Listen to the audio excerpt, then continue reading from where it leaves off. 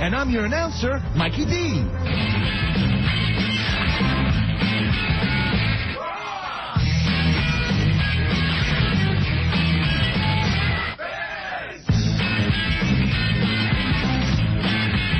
Ron and Fez! Hey!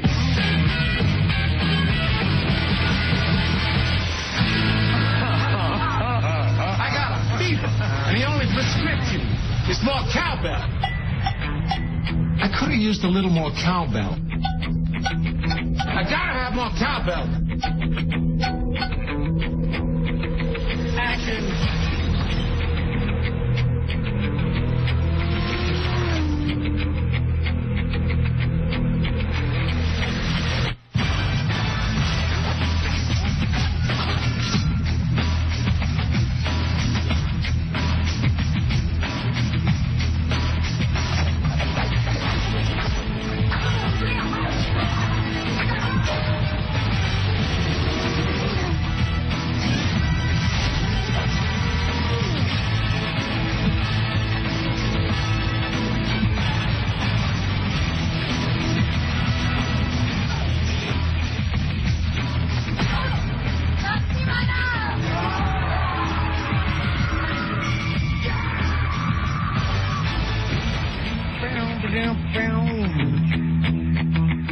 Let me tell you something.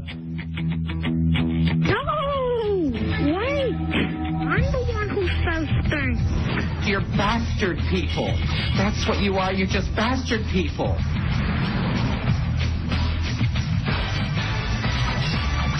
Buddies! Oh, buddies, it's Ron and Fez. I'm Ron, there's Fez. Hiya, buddies. And, man, do we get a prize to give out tonight, Fuzzy? I'm shocked. This is great. This is the VAIO Z1A notebook from Sony, valued, my friends, at $2,200. All part of the Digital Destiny Tour this Friday, July 4th, from 11 a.m. to 6 p.m. at the CompUSA Vienna Superstore at 8357 Leesburg Pike in Vienna, where you can experience the tour, and you're going to discover how to share digital content between your PC, TV, and stereo without any wires, all brought to you by Sony and Intel and your friends at 106.7 WJFK. I wouldn't mind making that myself, Fuzzy. You know why? Why's that? This web thing is going to catch on. People will shop on the web. They will send mail electronically. Right. Sure. Dreamer.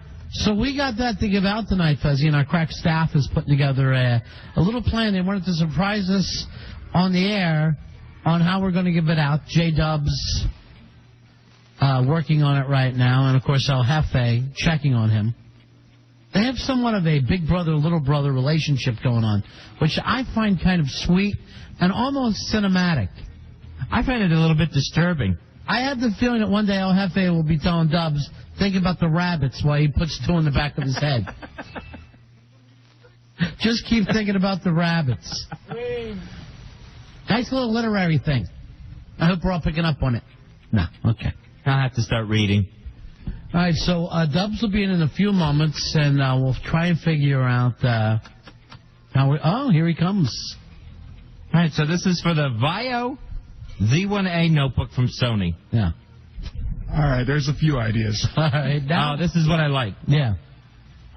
One is like seeing how many people got more web hits. The 33 people have died. Captain Hepburn. All right. All right. So we'll see who got the most web hits? Yeah, if you can guess who got the most web hits. Okay. Do we know that? All right, hold on. Let's hold on for your mic. Start again. Yeah, we're having problems with that mic again. Mic 3 just does not work, El Jefe. Even though we got a new purple microphone cord. Well, I thought purple was the problem there. Yeah. You know what? When we got rid of the black one. You know, when Prince comes in, let's use this microphone cord. But for everybody else... Purple isn't working. Yeah, it was cool when they added it to the M&Ms. So we're going to make people guess web hits. Okay. Well, actually... Yeah. Out of all the people that have died, who's it? Buddy Hackett, Katharine Hepburn, yeah. Strom Thurmond. Yeah, but how will we figure that out? See, you don't even know the names. If you go, I know we're going to need your help on that. If we go on to Google, like who has the most websites dedicated to them? So we could play that game either. Do you think there's a lot of Strom Thurmond sites out there? I bet you'd be surprised. I would have to be. If there was one, I'd be shocked. What are they, overly legal South Carolina senators.com? Yeah, we all want to see a bunch of old big nads hanging down to his ankles. All right, I don't know about that one. And that's going to be over kind of quick, don't you think? All right, you know what I like what you guys did? You started soft. That's smart. You know who used to do that? Darren Stevens. Yeah, this is McMahon and Taint right here. McMahon and Taint. That's cute. It's kind of cute. All right, so that's the first idea. That's the first. Oh yeah, we're gonna S-can that one. All right, let's keep moving along. And whatever we don't use, please feel free to use on the Hideout on Saturday nights. Is it Hideout or Hideaway? Hideout. So I keep saying Hideaway? Yes. Okay. It's all right. I like the Hideaway though. It's like a bed. Yeah, it's sleepy time on Saturday nights. Something you can sleep through. Yeah. All right, let's keep going. All right, that's the first idea. Secondly, we thought about, again, because, we want to stay topical. Yeah, good. Buddy Hackett died. What? Hackett. Yeah, all right, I'm with you. Your worst jokes. Like you're a hack. Hackett. Doing like a joke thing. I mean, who Can we better... get Buddy's kid, Sandy Hackett, to call in? Get on it, Dubs. Sandy Hackett lost his career today once Buddy died. All right, so a joke line. Yeah. Who hacks it? All right. Sandy Hackett right now still hoping there's some love bug money around. All right, so maybe we'll go to that old chestnut, the old joke line. The joke lines are open. But it's a fancy name. Here's the only problem with that. Then we force the dump guy to be dumping all night long because people, Yeah, no, that's true. Yeah. Always shooting down ideas. No, I'm just telling you because, you're reckless. I know you're throwing stuff on the air without even caring. That's part of the thing about being a shock jock. I understand. You're on the edge. Fez and I are back farther from the edge. Yeah. We're in the middle of the road with the pretenders. All right, we're going to balance it out then. Yeah. All right, this is the big one coming? Is this it? Yes. Okay. All right. Paranoid came in last night. And True. Okay. You win. Paranoid came in last night, and he brought his tape in, and he wanted to be a DJ. So we figured we'd let Ron and Fez listeners try to be DJs and hit the post. So we talk up songs. We call this game Hit the Post. Again, because of Paranoid, and which Ron and Fez listener has the best chance of being a radio DJ? So we pick out the songs. We get to pick which song they want to talk up. They get 10 seconds to talk it up. Yeah. And then the listeners decide. So then our show sounds like a top 40 radio station for a while. But it's Bush League, so everybody's going to be... It's going to be funny. To me, it also proves how hard this is. Everybody thinks we don't hit the post here. We're a talk station. But you have to start in music radio before you can move on to talk radio. Is that true? Not for us. That's what I was told. Not for Where us. was Bill O'Reilly spinning the hits? He did that Sunday countdown. Oh, nice. The no spin zone. Yeah, you got it? No spin. All right, so that's it. That or we can keep working. Yeah, I like the idea we keep working. We're thinking all the time. I thought that you guys would have some kind of crash shock jock thing, something that would be really out there. Well, I mean, Yeah, I was expecting some sort of demolition derby in the parking lot or something. We thought about like a dumpster dive or So yeah, that's kind of that's your angle now, right? or a hazing or something along those lines. But we figure, why not do something actually on the air that the listeners could enjoy and get involved with? A hazing. Yeah. J-Dub teabags you for a Sony notebook. I think we have a winner. Look how excited he was with that idea, with the teabagging idea. Okay, we'll keep working that. Hey, Fezzy, the guys aren't sad with us anymore like they were last night. That's good. They're happy guys. I feel better. Yeah, good. Good. It's all about how you guys feel. That's why we're here. We're here to constantly make you guys feel okay. Well, turning down our ideas doesn't help. Well, I'm going to tell you, I'm helping you by doing that. That's my way of helping out. See, you're being taught right there. Who has the most web hits? Well, we really thought the third one would be a winner, so we came up with... I know. I mean, wouldn't it be Katharine Hepburn? Well, no. You think of all the... Or did I give it away? I'm sorry. Oh. And then we hand out this beautiful prize on the first call. I mean, the most you could get out of that is 3 calls. Strom? No. Buddy? No. Kate? There's the winning cowbell. Here's Big Al. Big Al, you're on Ron and Fez. Big Al, what you got, buddy? We already are having phone problems. All right, hold on, bro. There we go. What was wrong there? Yeah. You guys see T3 today? T3? No. Fez and I have a thing. We will no longer run out on an opening weekend for any film. We don't want to be part of the sheep. Am I in that now? Yeah. Fez, you're past your peak now.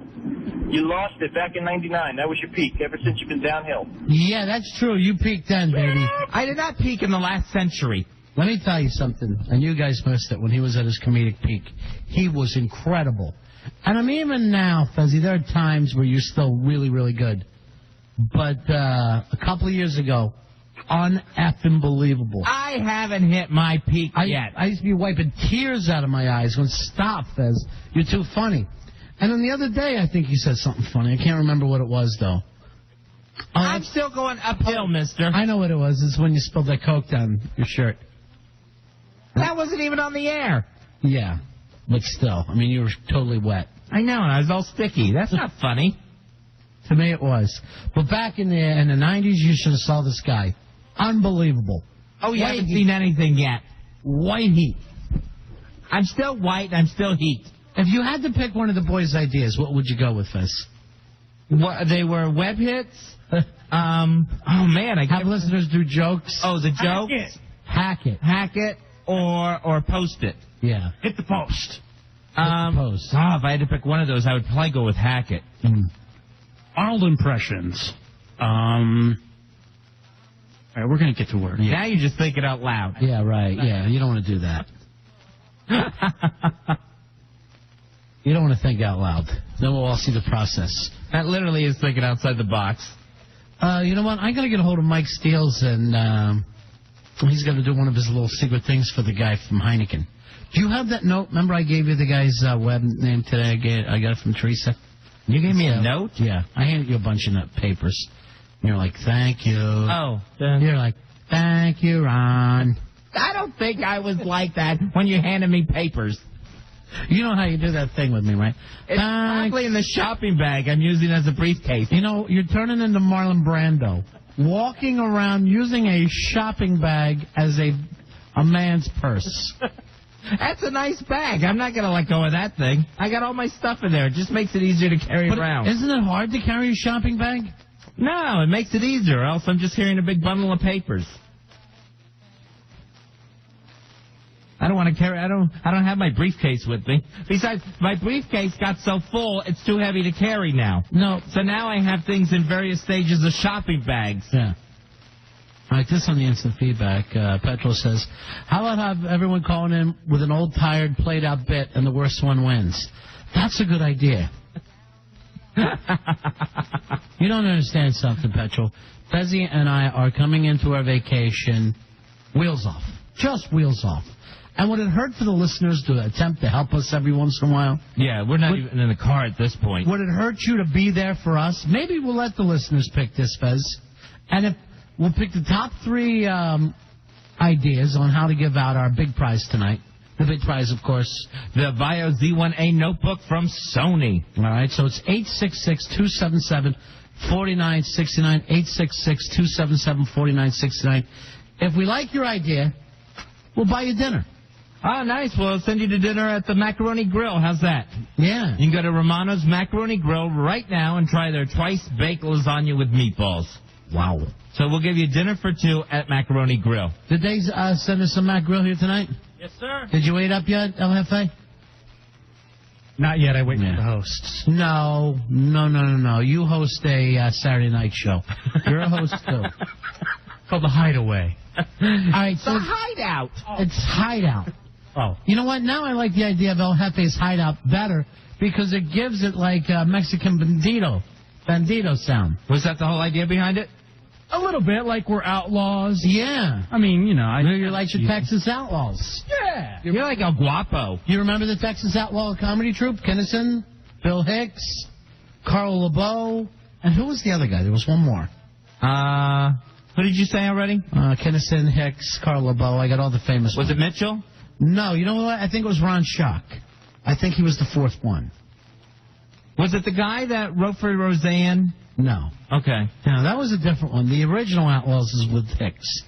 And then later, instead of being the Texas Outlaws, they were just like the comedy Outlaws. Oh, and they dropped the Texas part. Okay. Yeah. Now I'm with it. Yeah. Well, I don't know if you're with it. But, you're happening, Fez. I'm not going to lie to you. I'm not going to bust your stones all night long. You're doing okay for yourself. 866-277-4969. We'll take your ideas. And before we go to break, Ronnie, we want to welcome a new listener to the Ron and Fez Show. Wow. Naya Shea, who was born today. That's the stupidest name I've ever heard in my life. I didn't pick it. Naya like the water? Yeah. N-I-A. Why didn't they just name him Nike? No, here's my problem. Without even checking, Naya, I don't know whether it's a boy or a girl. That's a girl. Naya's a girl. And it's Naya Shea. And I think that was named after the stadium. All right, so it's a girl, and Naya's not a girl's name, nor is Shea a girl's name. And neither one is a... Now, I know it's Flipper's kids, right? Right. Flipper had a baby today. He's Catholic. Right. How's he going to christen this kid without a saint's name in there? You at least, if you don't have a saint's first name, you got to throw it in the middle. I think it's because the mother is like Southern Baptist. Oh, so he doesn't raise his kids Catholic? No. Oh, God. I thought that, like in a game of war, the Catholic people always kept their religion. Oh, trust me, his mother is all over him about it, but it just doesn't happen. Those kids haven't seen the inside of a church, Ronnie. Neither one? No. So they haven't been christened at all? I think they got I think the last kid got christened at the Baptist church. Again, let me put this in ways that Catholics understand. And that's all that's the most I could give you. Let me put this in the way that Catholics understand. These kids haven't been christened. You're going to take it down to a Catholic church and christen it properly, or take it to a Baptist church and hit it with a hose. All right, we got to take a break, Fezzy. We'll come out and give out some of those dinners. We're putting together the show on the air tonight with our crack guys. Nice, the crack staff. Our staff on crack. We're the Ron and Fez Show.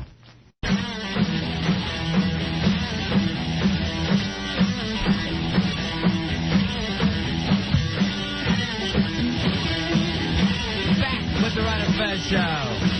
Live on 106.7 WJFK. Still to come, your chance to win a VAIO Z1A notebook from Sony. Valued at $2,200. Somebody wants to stop in, Fezzy. I think they got a present for you. Nice. All part of the Ron and Fez open door policy. Yeah, if you ever want to come by with a cigar for me and something for Fez, you're more than welcome to come by, see the studio.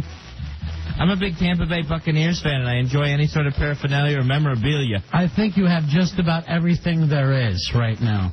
It's ridiculous. How many days in a row have you worn a Bucs shirt? I've worn a Buccaneers shirt every day since January 10th. Now, same shirt?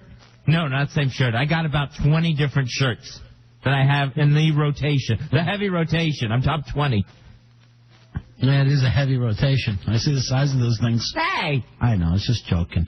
Now, you didn't even become a Bucs fan until last year in the playoffs. No, it was not last year in the playoffs. It's since 1976. Really? Yes, when they came into the league. And I was but a baby, and my dad was taking me to the NFL games. I thought before you were a Rams fan, when they were winning.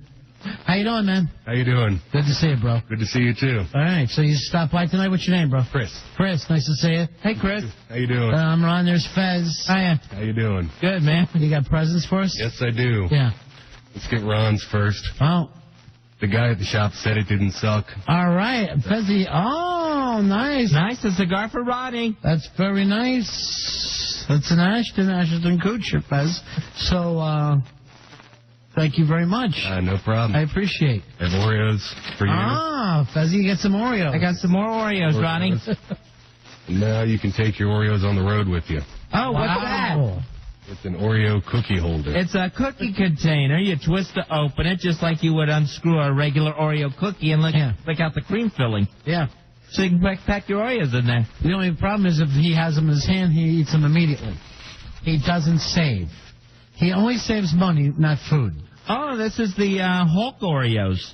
What's this? Is this your band? It's Buddy's out. What's the name of the band? Godhead. Oh, Godhead. Did you send us an email? Yes, I did. Yeah, I got that from your friends with Wonder Boy. Yes, if you ever need a new one, yeah, I'd like to apply. A new Wonder Boy.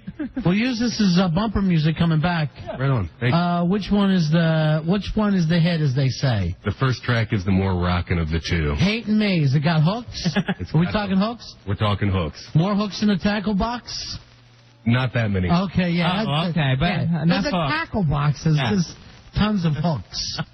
Where are the guys playing? The Godhead. We're having a release party tonight at a place called Dr. Dreamo's in Arlington. Yeah. Are they playing or just a listening party? Playing the new record. Yeah. And raffling off autographed copies. And nice. t-shirts. All right. We're going to play a little Godhead, Hating Me. What's the sound there? Industrial rock, rock with electronics. Yeah, weren't they on Manson's label? Is that what it was? They were until Manson's label failed. Oh. Because you're a big Manson fan, right? Yeah. So Manson had the ear for these guys. Yeah, at least. I know I had heard of them somewhere. Yeah. And you're buddies with these guys? Yeah, I've known Jason for like 15 years. Wow. Why don't you go, Hefe? Why don't you go hang out and start making some friends? Will Manson be there? Unfortunately not. Not interested. They're like a combination of Godsmack and Radiohead. Sure. It's Godhead. Yeah. That's your thing now, right? Yes. You don't really try. You don't listen to the music. You don't. We're going to listen to it when we come back from the next commercial break. Yeah, but could you not go for cheap jokes all the time? I can participate in a conversation. All right. Well, thank you very much for this. We're going to definitely play this. And let me tell you something. If you would have brought me a box of cigars, I'd have played the whole album nonstop. Wow. We do a little thing. I would yell out. We call this press play, and I would just play the album as I sat there smoking cigar after cigar. You'll get a box next But time. for the cigar, I honestly thank Bumper Music, Fezzy, and Hating Me. That's the big hit. I like the look of the band too. I like the look. You got the whole Scary. Godhead. One more time. Where are they going to be at tonight? Playing the whole record at a place called Dr. Dreamo's in Arlington. The one guy looks like Pinhead. Well, let's, Fezzy, please. You know what? When the rock guys come by, let me do the talking. Well, it's a scary look. I know. It's on the good T-shirt. You want to be a little scary. You want to be a little scary. That's a compliment. Ooh. I know it is. I know it's a compliment. But let me do the talking. And I don't mean just with people. I mean on the show. You know what I would think would be perfect for us? What's that? Like a Penn and Teller thing. Which one would I be? You'll be Teller. Teller's the one who doesn't talk. Absolutely. That's what I like. Teller doesn't tell anything. You know what? I think that's the ironic part of it. Yeah, I think that is. And you know what's funny? If you watch those guys throughout the years, is that Penn seems like he's losing his voice.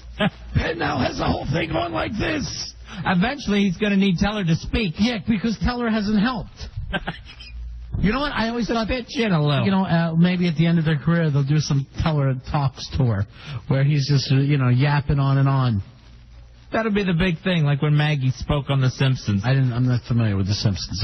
Oh, you got to check it out. I'm not into the rap thing, so I don't know. When is this? It's new on Fox. It's like a Boogie Down Bronx thing? Or? No, it's cartoon. Cartoon. It's animation. All right, like Tupac? It's anime, basically, is what it is.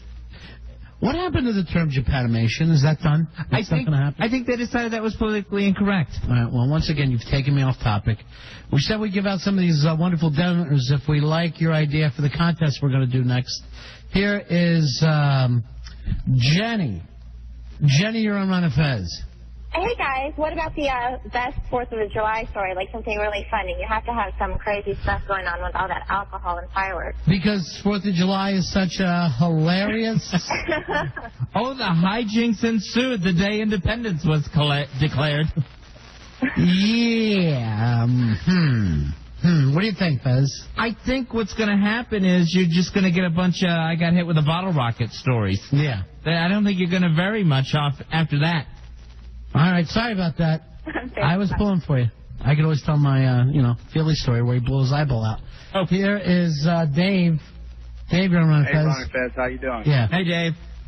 I have a suggestion of people can call in and tell their worst funeral experience based upon all these dead celebrities we got turning up. The only problem with that is I don't want people calling up and talking about their dead moms. I'm going to start feeling bad. Well, how about relatives? Skip mom. What do you think, Fuzzy? It's still going to be kind of a downer. Yeah. All right. Yeah, let's skip that. Yeah. I'd rather just do downer stories. Although I do have the one where they dropped my grandfather. Jim, you're on Ron and Fez. Hey, buddies, what's up? Ah, good, buddy. Hey, Ron, actually, you kind of put this idea in my mind. How about something with movie quotes, obscure or coolest, like with the whole, keep thinking about rabbits thing from Mice and Men, or you could do something like, Animal House, like, she'll take this seriously, or whoever can come up with the best line from a movie. Yeah, and try to stump us? Well, you can do it that way if you want, but I just think it'd be kind of rapid fire. Your phone guy would be going nuts putting people through with, Can I tell you something? Our phone guy's the best ever. He's crack. Well, let's put him to the test. Let's put him to the test. What do you get think? a lot of calls. I think that should be in the running, Fez. You want the truth, Fez? You can't handle the truth. Exactly. You see that coming from? Why are you yelling at me? Fez, that's just a movie quote. That's just... Oh. Yeah. Oh, that was from Goonies. No. Goonies. Nice. No, yeah, that would work. I mean, all kinds of stuff. There's great lines in almost every, even like a piece of junk like Star Trek #3. Right. You Klingon bastards, you killed my son, screaming up at the skies. There were some cool movie quotes. Yeah, so we can just, go like that the whole time. We'll pull a Fredo, Fezzy. You know what I'm saying? We'll take on our waitresses two at a time. What is that from? Godfather. That's from Godfather, and then again in Swingers. So, yeah, I think you get a dinner. Oh, man, that's great. Never got a dinner, but now tonight he gets a dinner. All right, you're going dinner for two at the Macaroni Grill. Yeah. That works. Huh. All right, so that's in the running. Doing the movie quotes, Fez. Obscure movie quotes. That's a possibility. I like it. Matter of fact, I'm a little excited right now. Really? Mm-hmm. You're funny. I'm what? You're funny. Funny how? Like I'm a clown? Like I'm here to amuse you? No, I'm just saying you're funny. No, you're the one who said it. How am I funny? What makes me funny? No, the way you tell a story. No, I don't know. You tell me. You tell me. I'm just saying. I got you, you son of a bitch. Yeah. Jeez. See, we just did a little skit there, a little movie skit. I think we probably should have known what the words were before we started doing it. We should have the quotes down. That's the problem. That's where we may run into trouble on this game. Yeah. Here's Steve. Steve, you're on Ron and Fez? Yeah, hey, how are you guys? No. Hey, Steve. Hey, my idea is most embarrassing or humiliating attempt at picking someone up in a bar. How about just the humiliating time that you tried to pick up a girl that was too heavy and you fell backwards?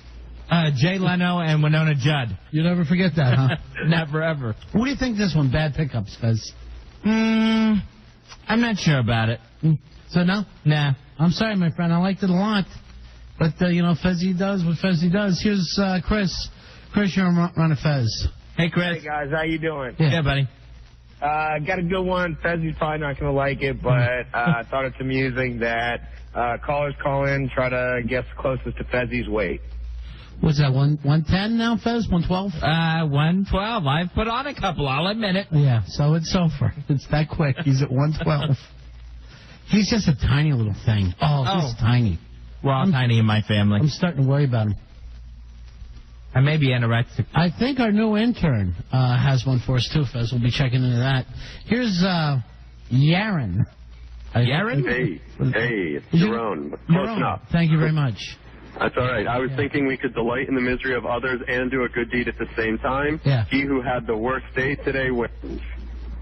You hear the stories about what happened to everyone, laugh at their misfortune, and even if you lose, you still feel good about yourself because you weren't the guy who won. Well, here's the thing.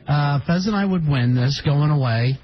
And then probably El Jefe and J-Dubs would come in second. I don't think you can top the hosts on this show. It'd be hard to get any sort of sympathy out of us. You just get a call, I work at WJFK, and I'm not Dynamite. Hey, you're a winner. There you go. There's the winning cowbell. They're the only ones walking around going, hey, today was a good day. The rest of us are like, jeez. I don't know. Now, You could have always been shot. It's kind of nice, Fez. What do you think? It's up to you. All right, worst day today, we'll put that in the running. Wow. We'll give you dinner for 2 at Macaroni Grill. Wow. All right, here comes the new intern who we've still got to come up with a name for. I have no idea what you guys want to name me, but I have an idea for you. The idea is where the caller and you would both play a game where there would be a subject, for instance, say like wrestlers or basketball players or sexual positions, and the caller will come up with one, and then you'll come up with one, and then it'll go back and forth until the first person who doesn't have it is eliminated. All right, so let's try to play it right now, because I'm not understanding it at all. Okay. I'm going to tell you the truth. And it takes me a while sometimes. So say like NBA basketball teams. Right. I'll name the Washington Wizards, and then you'll name a team. Philadelphia 76ers. Sacramento Kings. I'm liking this game. I'm liking this game. You know what? But here's the dealio here. I think because it's such a big prize, not for this prize. Okay. Because we would probably only do it with 1 or 2 players, before we ran out. Well, his idea was to have a tournament. Well, the tournament, by the time of the tournament... Well, then we're going to have to get brackets. Yeah, and there's brackets. That means poster board and running out to the office supply store. And I'd rather we played against them. So they got to win, they got to do a 2 for 1. They got to beat me and Fez. We got the beach house tomorrow. You're just such a lazy guy. Well, I'm going to tell you right now, he walked in here without a name, the intern with no name, and he's doing okay for himself. Yeah, he came in with an idea. I mean, even if we did a Name the Intern contest tonight. Well, I'll tell you right now, he's great voice, by the way. Thank you. I'm digging the hair. It's very 1976. It's got a Justin look about it, Fez, the hair. Meets a Sideshow Bob. Yeah. And a lot of people can't wear that. It works on you. Does it? Yeah, yeah. All right, maybe New Rory. Maybe his name is New Rory. No, his name is not New Rory. There's not going to be New Rory That's around here. That's the name I'm voting for, New Rory. New Rory. No. What about this name? New Better Rory. No, we are not calling him New Better Rory. So this is still kind of a tender subject for you? Yes, very much. I wouldn't mind going with Nia Shea. No. First of all, I'd like to call the authorities and stop that name from happening. Just tearing up a birth certificate. All right, I'm going to just do one more name and we'll try it. Improved Rory. No, I am not going with Improved Rory. That is not the intern's name. If you liked Rory so much, you should have said something before he left. I did say something. Well, I didn't hear it. You weren't listening. I really don't. I got to tell you the truth, and it's not about you. It's just all humans. You're just on a different frequency. I'm sure you say some funny stuff. Sometimes I look over, I see J-Dubs laughing and nodding, so I don't think it's you. I think if it's anything, I've got one of those short attention... spans? What? Attention spans? Oh, I thought we were back playing... I was just going to go covered. And I thought we were doing bridges in the new game that the... Span, bridges, channels. And it's just basically ways to get either over or under rivers. Suspension. All right, see, I got to tell you right now, and normally I'll do this. As soon as I meet a person, I decide whether I like him or not. I like the new intern. Whatever his name is. Yeah. I hate that he's already shown us up, though. Oh, believe me. If anything, he's going to make you guys look better because, you'll mold them in your team. You'll take credibility, and you'll put them on the Hideaway show. Oh, Hideout. Now? No. Oh, okay. That's the name of the show. Yeah. First base. Here is Steve. Steve, you're on Ron and Fez. Good evening, Ron and Fez. Yeah. Got a suggestion for taking listener calls. Take a number of listener calls for the next national celebrity or politician's death. Yeah. They could drag this promo out for weeks, but I would recommend you have a disclaimer that the winner cannot be directly involved in the personality's death. That would be fun. I don't want to drag it on for weeks because it's coming up soon. The promotion is soon, right? Yeah. They want to give it out tonight. Yeah, because it's all about the Digital Destiny Tour this Friday. Yeah. So someone would have to just drop dead really quick in order for us to celebrate this Friday at the tour. And, somebody, had something on the line that they were going to do with J-Dubs, but they hung up on me. Oh, I like that one. Let's see. Best channel stars, your show trivia, revenge. These are all good. Best Fezzatorial. I know we got to have a break, so I'm trying to go through. Name the intern, New Wardy. I just got to hear this. I don't think we need to go to that one. Some of these make me laugh, Fez. Yeah, Mike, you're Ron and Fez. Yeah. No, I was just saying New Wardy, NWA, New Wardy with attitude. We are not calling him NWA. All right, we're gonna give you a dinner. No way. You're getting dinner for two at the Macaroni Grill, smart Alec. All right. Thanks a lot. All right, hold on, man. All right, hold on, bro. Fezzy, and you know what? We could do this, go in this direction. You know, we got that serial cat killer out there, and then, of course, the woman today who drugged the dog behind her. 500 feet. She's been arrested. 500 feet. It was her own dog while she's driving down the road. Maybe we open up the Ron and Fez confessional lines. Ooh, some true confessions to the Ron and Fez show. And we talk about... Maybe if you want to admit it, you're willing to tell the truth. And it's going to be a true story. You got to confess live on the air. Maybe worst thing you ever did to an animal. Well, it doesn't even have to be an animal. It could be just worst thing you've ever done. Ooh. I mean, something that you really feel guilty about. Do you have anything like that, Fez? Yeah, there's plenty that I'm ashamed of. Yeah.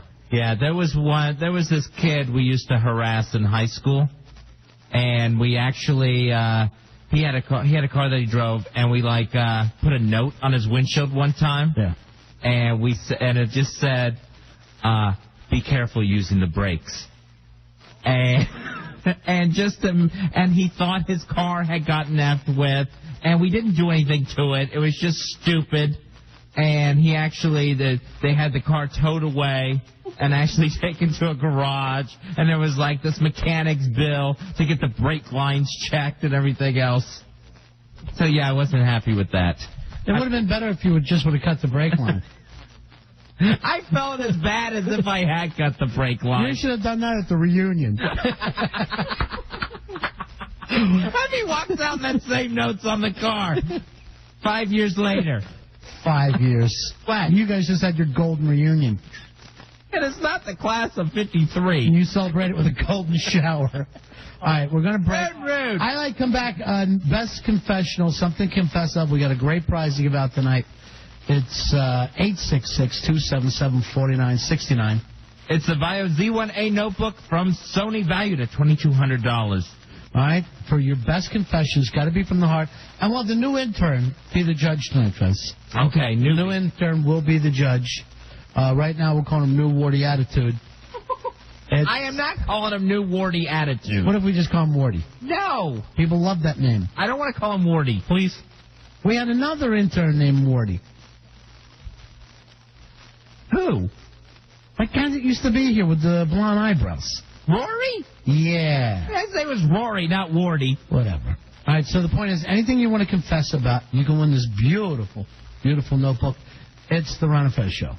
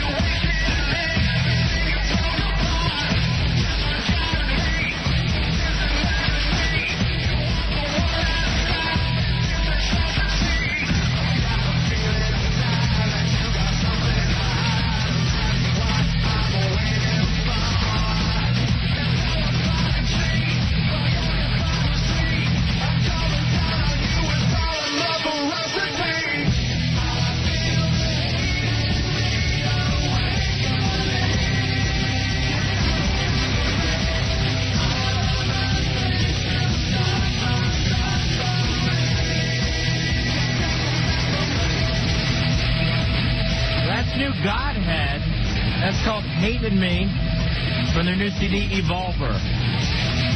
Let's get the thumbs up or down from El Jefe. El Jefe, you love the music. What do you think? I dig that. I dig that a lot, actually. Yeah, me too. I go for that sound. It's a nice hook, nice, what is it, industrial rock? Yeah, a little industrial, I would call it. That's what Chris said, who brought in the CD for us.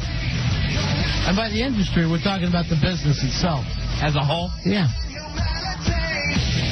Obviously, I'm talking about the whole industry, Fez. I'm not just going to talk about portions. All right, so there's a big signing and listening party tonight for the boys.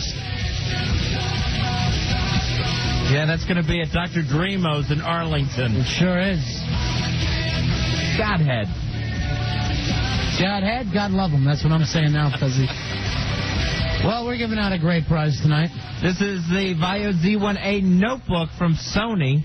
Valued at $2,200. All part of the Digital Destiny Tour this Friday, July 4th, from 11 a.m. to 6 p.m. at the CompUSA Vienna Superstore. You know, I'd like to get some of these tchotchkes for myself. I don't have a, digital notebook myself. And if I had one, I'd be able to talk about it at length. That only makes sense. That's the beauty of it. I could go on and on. I'd probably never stop talking about it. That only makes sense, CompUSA. I'd be getting hotlined.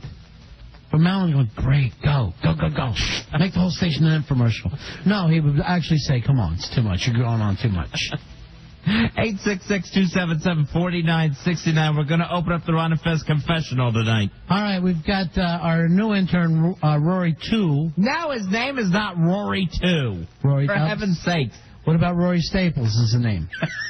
No, not Rory Staples. Rory D. Staples. Hello. Hey, new intern. Hello. Let's go with Squiggy at this point. I don't know. We got to come up with a decent name for him. What do you want to do on radio anyway, by the way, guy? You more of a music guy or talk? Lately, I've been more interested in talk. Yeah, don't waste your time. What do you think of the music we were just playing? The Godhead. It was good. Yeah. Yeah, it was cool. That's nice. That's cool. Yeah. What kind of music you into? I like to play the blues myself. Oh, yeah? You're a blues man? Definitely into the blues. Yeah. Like, listen to Buddy Guy a lot. Oh, sure. Sure, old black guys. Who doesn't like them? When I leave the house, I want to see an 80-year-old black guy just sitting down where he literally says, I can't stand anymore. Get me a stool and I'll play for 45 minutes and leave. No, I like the blues still. I'm from Memphis. I lived there for a while. Then went to East St. Louis and up to Chicago. I only live where the blues has been big. I will not live there unless the blues is large. Right. You know how we're playing this game? You're going to be the judge, right? Okay. So we'll have people confess true life, horrible things they've done that they want to get off their chest. Mm-hmm. New intern, what you'll do is listen to the story. You'll pick the story you like. If someone tops that, then they're the new leader. Okay. We're just basically, just going to judge this on honesty and on keeping our interest. But let's not judge the person, Fez, because we've all done things. Yeah, we've all done horrible things we're ashamed of, and it's nice enough that people are willing to confess them tonight. Well, who doesn't like to hear other people's dirty, ugly secrets? Rick, you're going to be the first one. Okay, how y'all doing tonight? We're great. Say hi to New Rory, our intern. His name isn't New Rory. I like the NWA thing myself. Yeah, me too. Anyway, I was living with my best friend and his fiance. Yeah. And he was out of town one weekend, and me and her kind of hooked up. Well, she ended up pregnant, and she never let him know it was mine. And he ended up taking care of it for me, if you know what I'm saying. Yeah. And to this, he ended up marrying the girl, then having a kid with her later, and now they're divorced and everything. Right. And to this day, he still doesn't know what happened, and me and him are still best friends. How you guys are still best friends? We work together. I mean, he doesn't know. He doesn't know. I've never told him, and neither has she. Yeah, I think the best idea is to never tell him, but always do stuff like this when he goes, I really miss her. She was great in bed. He'll be like, yeah, I know. Now, how do you handle things with the kid? Does it hurt you to see the kid with? No, Fez, when he said he took care of it, he didn't mean. Oh. He didn't mean like Rocket. I thought he said he had a kid with her. No, later he had. Later they ended up having a kid together. Yeah. And later. Yeah. And I know. When he took care of it, it cost him to the tune of about $10,000. Where the hell? Nice. Where did they do it with gold? No. I'll take you to a place right now, 158. She didn't tell him about the situation until later on. Oh, jeez. All right. Now you get me nervous. All right. They had to get out of state. All right. I don't want to know too much. Like for fireworks. You know, Fez is the one who's a pro-choice Republican. I'm pro-life. I thought that you had no problem with it. No, in my personal life, I'm pro-life. What anyone else wants to do, that's their choice. That's pro-choice, you idiot. I'm pro-life. I would never get rid of a baby myself. Well, you don't have one. You don't have a uterus. You're all dried up down there. Not anymore. All right, Rory, that guy's in Hey, first. don't call him Rory. Oh, you can't, Fezzy, we're doing a big contest here. I can go NWA, I can even go Wardy, but I don't call him Rory. I thought this would help take the sting out of the spiel. No, it's stinging more. It actually burns now at this point. All right, we'll vote on it later. No. The best thing to do is vote. Do I look like... No, nothing at all. You don't look anything like him. Here's the thing. My friend has... Not him. Here's the thing. My friend Fez, he has like a tender nerve, so I'm just poking at it. That's all. It's something friends do. Gotcha. Yeah. Maybe you could just be tender nerve. Yeah. You should have been here when his grandfather died, and I kept bringing up his name all the time. Yeah, It's one of the things. The corpse kept disappearing, too. That was funny. I'm Irish. That's part of our thing. All right, here's Glenn. Glenn, you're on the air. Glenn. Hey, buddies, how's it going? Hey, buddy. All right, here we go. I joined the military right after I got out of high school, and I'm from a real small town, so whenever I'd go back, all the girls were, like, happy to see me. Well, I ended up hooking up with 2 girls on the same night, and unfortunately, I had contracted gonorrhea, and both of them ended up getting it. So what's the sad part of the story? It's an officer and no gentleman. Well, it's a confession. I mean, I feel I bad understand. about it. Yeah, right. Why? Giving them... It's called penicillin. Everybody's had the clap before. Let's not make a big deal out of it. It's up to you, Rory. What do you say? Don't call him Rory. Come on, Fuzzy. You can't be interrupted in the contest. I will do it every time he gets called Rory. So out of the first 2 guys, I'll go with the first guy. All right, so far he's still leading. All right, All right, thank you. Have a good one. All right, you see you later. Yeah. You gave a girl a clap. I don't know what to say. 866-277-4969 for your true confessions for a Vio Z1A notebook from Sony. Here's Evil. Evil, you're on the air. Hey, Evil. Hey, buddy. Ron and Fez, what's up, guys? All right, how evil are you, Evil? I'm all right. I'm not that bad. My brother's name is Angel. He's the bad guy. What's your story? Well, when we were kids, I lived back down here in Miami, so we were kids out there last 4th of July. We took a firecracker. We took this cat, used to be a pain in the ass, and then we took the firecracker, flew up, and he dragged his ass about 3 blocks down the road. We ain't never seen him again. All right, first of all, I can't understand why you're laughing at that. You don't see him again because his intestines caught on fire. I mean, it's a cat. It's a cat. He's confessing something, but chuckling through the whole thing. It was the ugliest cat you'd ever seen. That's number 1. Number 2. It couldn't have looked too good when you were done with it. This cat, he yelled. He made out a yelp. It was funny because he took off first. He was trying to change the tail, trying to stick that thing. All right, yeah, we get it. The cat's ass blew up. What do you think? What do you think of Evil? I'm going to stick with the first caller. All right, first caller who knocked up his friend's girlfriend. Get rid of the cat. Just stop the cat. I thought I'd hear an explosion. A cat right now. It's just Fresh staff. The ball busters, these guys. Paul, you're on Ron and Fez. Hey guys, basically I was a limo driver, and I had access to a take-home sedan, and unfortunately we were informed that as of January of last year that the company was going to be going out of business, and we were supposed to turn the car in on a Monday, and that Saturday night I was doing a favor for a friend, and just by luck got into a huge accident, and the car was totaled, And basically, you know, I had to tell them that, you know, I was using the car for business instead of personal because, of course, everyone was expecting to be transferred somewhere else within the company. So that was my big confession. Did they make you pay for it? No. Well, no, I told them basically I was using it for business, not personal use. All right, we're going to stay with the first call. Yeah, we're going to stay with He knocked up his best friend's chick. It's a lot better. It's working now. They're ruining the company car. Layla, you got me on my knees. Hi. Hi, baby. Hey, Fez, don't let them tease you about Rory. Who? Rory, the real one. Our new intern? That is not our new intern, Layla. Why don't we call the new intern Hamptons? No. Like Lionel Hampton. No. Can we call him? All right, one last name. Can we call him Belfie? No, we're not calling him Belfie. Judge Jr. No. All right, go ahead, Layla.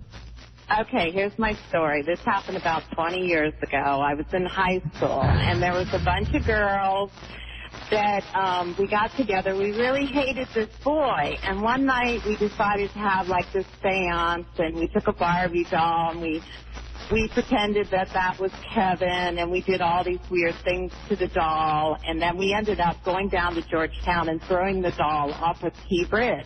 Why did you hate the kid so much? Well, he was just annoying. I mean, it's terrible. You were little, right? Yeah, I mean, he wasn't that bad. But anyway, he went away to wrestling camp that summer, and he died. Oh, my gosh, what did you do? Congratulations, honey, you're a killer. Let me tell you. Yeah, exactly. You know, what is it like, being 16 and then all of a sudden this happens? And it happened like within the month that we did this. Now, did y'all come running back to each other like it was some I Know What Happened Last Summer movie? Well, no, but... It's the girls from The Craft. We never talked about it again. We never told anybody. You never brought it up with each other even? Well, just once. Just once, and then it was gone, and I've never told anybody. And then you put a curse on the girl who was going to tell. No. And her hair fell out. Anyway, that's my confession. What do you think, new intern? She put a spell on a kid and he died. All right, we'll go with her. Oh, thank you. Yeah. Layla, you're now in the lead. Oh. Yeah, let's keep her happy. Yeah. Now, do you believe in that kind of stuff? Do you believe in spells, like in voodoo? I think, yeah, if you concentrate enough negative energy towards somebody. Right, let me try it right now. Yeah. Let me try it. I mean, like a little spooky thing happening there? Do we have anything spooky? We'll dim these lights. And just... look under eerie. Yeah, look under eerie. Scary might work, yeah. All right, there we go. There you go. Dear Satan, power of all the evil in the world, please kill Fez and take his soul! Hey! Don't even! God! I dare you, Satan, take Fez's soul. No, he doesn't. He doesn't dare you. Double dare. There you go. No, there's no daring. Can we please have the lights on in case Satan does walk in the room? No, that's even darker. Yeah, that's a little weirder. All right, so the girl who killed somebody through voodoo is in first place right now. First place for the Vio Z1A notebook from Sony. Mike, you're on Ron and Fez. Hey, Mike. Hey, guys. How's it going? Hey, boy. Well, my story is when I was a freshman in college, I had a roommate who was wanting to be a politician, and one day he left the room and left his email up on the computer. So I pulled up the president's email address and sent a message and started typing, "I want to kill you," just for a joke. He came in and freaked out and actually sent it instead of deleting it. Well, the next day a guy from the Secret Service showed up and started questioning him and did a handwriting sample and a fingerprint of him and kind of opened a file up on under his name. And that kind of ruined his political career, and so now he's a journalist for a nutpaper instead of a politician. Oh, that's the worst thing. You could be a journalist for a newspaper. Now he's on a list the rest of his life. Rory, what do you think, buddy? It's not Rory. Hey, what can we call him then? Well, you could call him NWA if you want. Okay. Rory. Rory. I'll stick with the other girl. Okay. Sticking with Layla. Layla. Yeah. All right, Layla's still in the lead. Yeah. Here's Steve. Steve, you're on the air. Hey, Steve. Hey, Ron and Fez. How you doing, guys? Hey, buddy. When I was 18, I slept with my best friend's mother. She ended up getting pregnant and having the baby, and everybody thinks that it's his father's kid. And it's yours. And it's mine. Do you see this kid around? No. How old is the kid now? 15. Man, I would love to have a kid that just really didn't come by until years later after it didn't need anything. And then could be there to take care of me at my old age. I haven't seen my best friend or his mom in probably 8 years. Did the best friend find out about it? No. Because your son is his brother. Yep. All right. What do you think, new intern? I'm going to stay with Layla. Wow. I'm shocked because that was a good one. Fez, the prize we're giving out is amazing. It is the Bio Z1A notebook from Sony. It's valued at $2,200, and it's part of the Digital Destiny Tour that you can attend this Friday from 11 a.m. till 6 p.m. at the CompUSA Vienna Superstore on Leesburg Pike in Vienna. You know, Fezzy, El Jefe, when I think of this prize, El Jefe and J-Dubs have been so great to us that I'd like to give the new prize to the intern. Maybe we ought to do that. Just hand him the notebook tonight. Just give it right over to the new intern? Yes, the way of saying thank you to J-Dubs and El Jefe, and just saying we really appreciate it, and I'm glad you guys stopped, the little whining you got into last night. And as a way, since you guys got this new intern, we're going to give him this beautiful electronic notebook. Wow, that is quite the thank you to the guys. Yeah. Wait, we got to give it out there, don't we? I think we probably have to give it to a listener. That'd be a good idea. But if we had a spare, it would be yours. Appreciate that. What school do you go to, new intern? Northern Virginia Community College. Oh, yeah. I saw you guys lost the Rose Bowl last year. It was a great game. You took it right down. What was it, like 30 seconds left? Oh, yeah. Missed that field goal. That was sad, man. I lost a little money on that. Yeah. Here is Jim. Jim, you're on Ron and Fez. Hey, Jim. Hey, how you doing, guys? Yeah.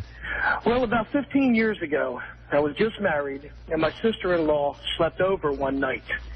Well, there was only one bedroom in the house, so me, my wife, my sister-in-law, we all shared the same bed. Basically, to make a long story short, what happened was I felt her up, my sister-in-law, while my wife was sleeping next to me, and she woke up. She went downstairs, and I just totally, I said in the morning that I thought it was my wife, and, All right, so the sister-in-law was sleeping while you did this? Yeah, she was sleeping, but she woke up. And here's the sad thing, she was also 11. Oh. How old was she? Say the truth, Jim.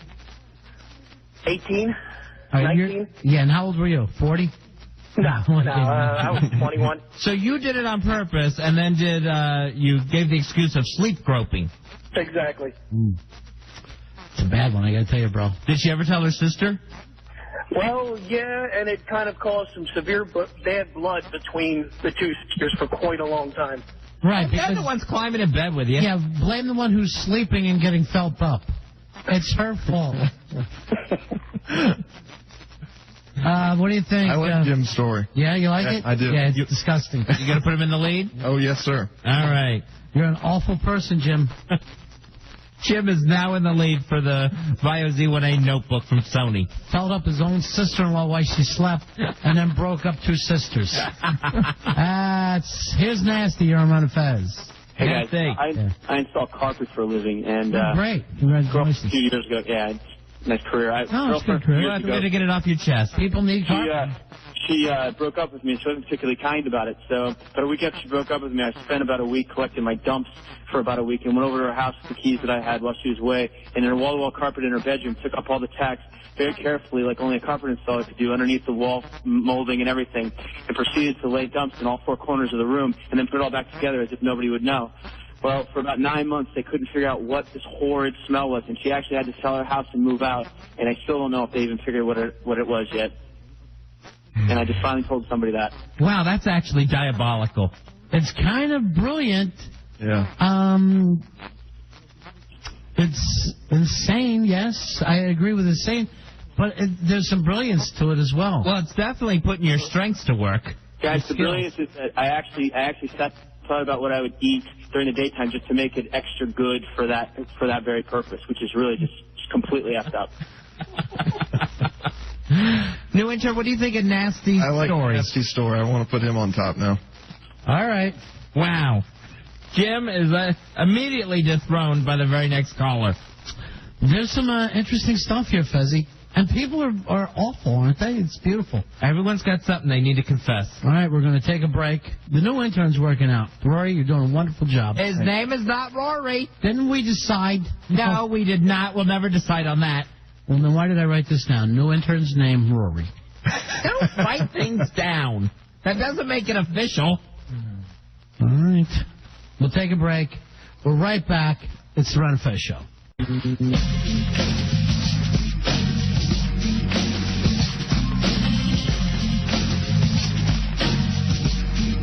Back with the Ron and Fez Show, live on 106.7 WJFK. It's True Confessions tonight, and your chance to go to the big-ass prize closet and walk away with a Vio Z1A notebook from Sony. Who's leading this contest right now, Fez? Right now, it is Nasty. He broke up with his girl. What he did was he collected his dumps over a matter of time, actually went into her house, lifted up the carpet, placed said dumps underneath the carpet, and then tacked it all back down, forced the girl to actually move because they never did find out where the smell was coming from. Pretty much a carpet bomb when you really think about it. Yes, they were carpet bombed. 866-277-4969 is the toll-free phone number. Here's the rooster, Fez. The rooster, very cool. Hey, rooster. Here comes the rooster.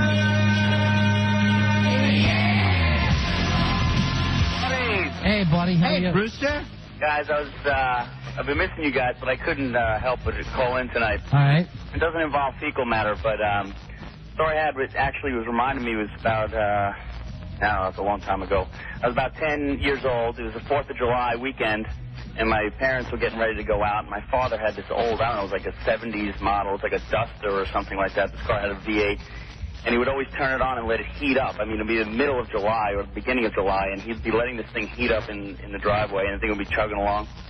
And he was putting stuff in for the day out to the beach, or we were going out for the 4th of July. And I remember he went back inside the house.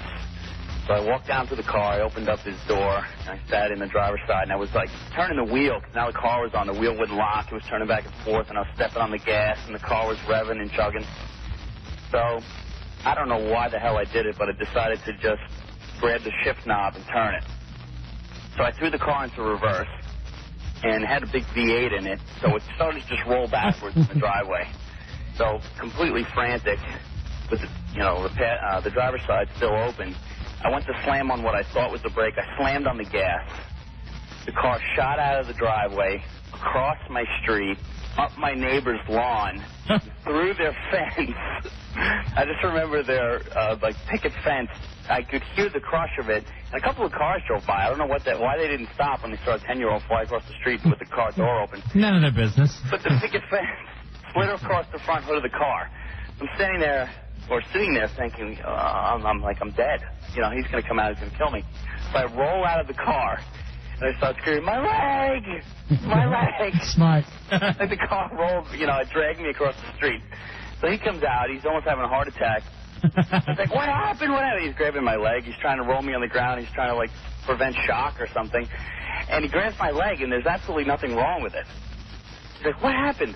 I said, it's not my leg. I just drove the car across the street, and I crushed the fence. And my father says, we're going to a party. Get in the car. I get in the car.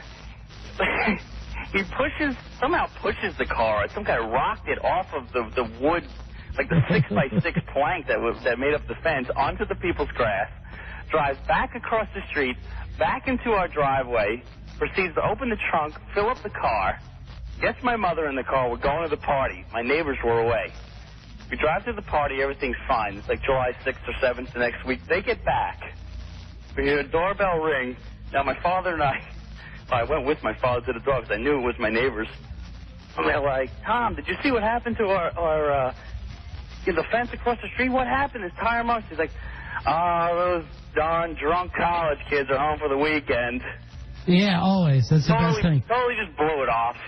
So I remember thinking, not only did I lie to him, but now this guy's lying to my neighbors, and it never ever came out. So is this your confession or your dad's confession? The important thing is the whole family lies together. The whole family, we're just all liars. I mean, it's just lie upon lie. It's a house of lies. What do you think, Newroy? That is not his name. We're going to have to stop the contest. I'm going to go with the Rooster. Really? I really am, yeah. All right, Rooster, you're in first place. All right, buddy. All right, you're in the first place. You just dethroned the carpet bomber. Okay. Who literally dumped under someone's carpet. And put it back down with tax. Here's Carly. Carly, you're on Ron and Fez. Hey, Carly. Hi, guys. Yeah. Can you hear me? Yes, we can, Carly. Okay, I had my best friend. She was married. Her husband had a vasectomy, so there was no reason for her to be on birth control. And she was sleeping around on him, and I was her alibi and would cover for her. Classy. Her husband was pretty hot, and I was kind of getting a little fed up with this, so I snuck in the house one day, pulled out her birth control pills from where I knew she kept them, put them where he would see them. He came home, he saw them, they broke up, I got him. Wow, and kept them? No, I didn't keep them, but... Of course not. Of course not, I didn't keep them. But I knew what their sex life was like, because she talked about it all the time, and she was right, and she taught him well. And then, but she still wanted to go with other guys? Yeah. It was just a quirk of hers. All right, what do you think? She's very quirky. Let's stay with the Rooster. All right, sorry, honey. I liked your story. I liked your story a lot. Use the birth control pills to break up a couple. I can't call the intern by his name because it reminds Fez of something. We'll call him a different name. That's not his name. All right, Gray Hooded Sweatshirt wrote in with this. What if we call him Ray Wagner, Rory Belfie, Billy Hine, Michael Demetrius? Just as one long name. No, because it'll take forever to call him in the room. Smart Alex, everybody. If I have 4 boys, that's what I'll name them. 866-277-4969. That's the toll-free phone number to try to win the VIO Z1A notebook from Sony with your true confessions. Here's Jill, you're on Ron and Fez. Hey, Jill. Hi, guys. How are you doing? Good. What can we do for you? Well, I have an animal story to tell you. And this is kind of hard to admit since I am an animal lover, but... yeah, they're delicious. I'm sorry? They're delicious. Some of them are. When I was a kid, I had a pet rabbit going through middle school, and one day I decided to take it for a walk. We used to let it run around the backyard, and I decided to take it for a walk, and instead of using one of those harnesses that you're supposed to, I put my dog's collar around it and pulled it over its front legs. The rabbit really didn't like that, so he put its back legs in the collar, jumped and twisted at the same time, breaking its own back, ran around my yard screaming. And if you ever heard a rabbit scream, it's probably the most chilling sound you've ever heard. It is a frightening sound. Oh, really? It's horrible. It is a horrible it's a super squeal. high-pitched scream. It'll shatter windows. I didn't know a rabbit could even make any noise. I've never heard a rabbit noise. Yeah, that's the only time it does. I heard that. It was terrible. So that's not even the worst part. The worst part is, like, once we realized, like, it definitely, it was crawling, running around with its legs just dragging behind it. So we knew it was paralyzed.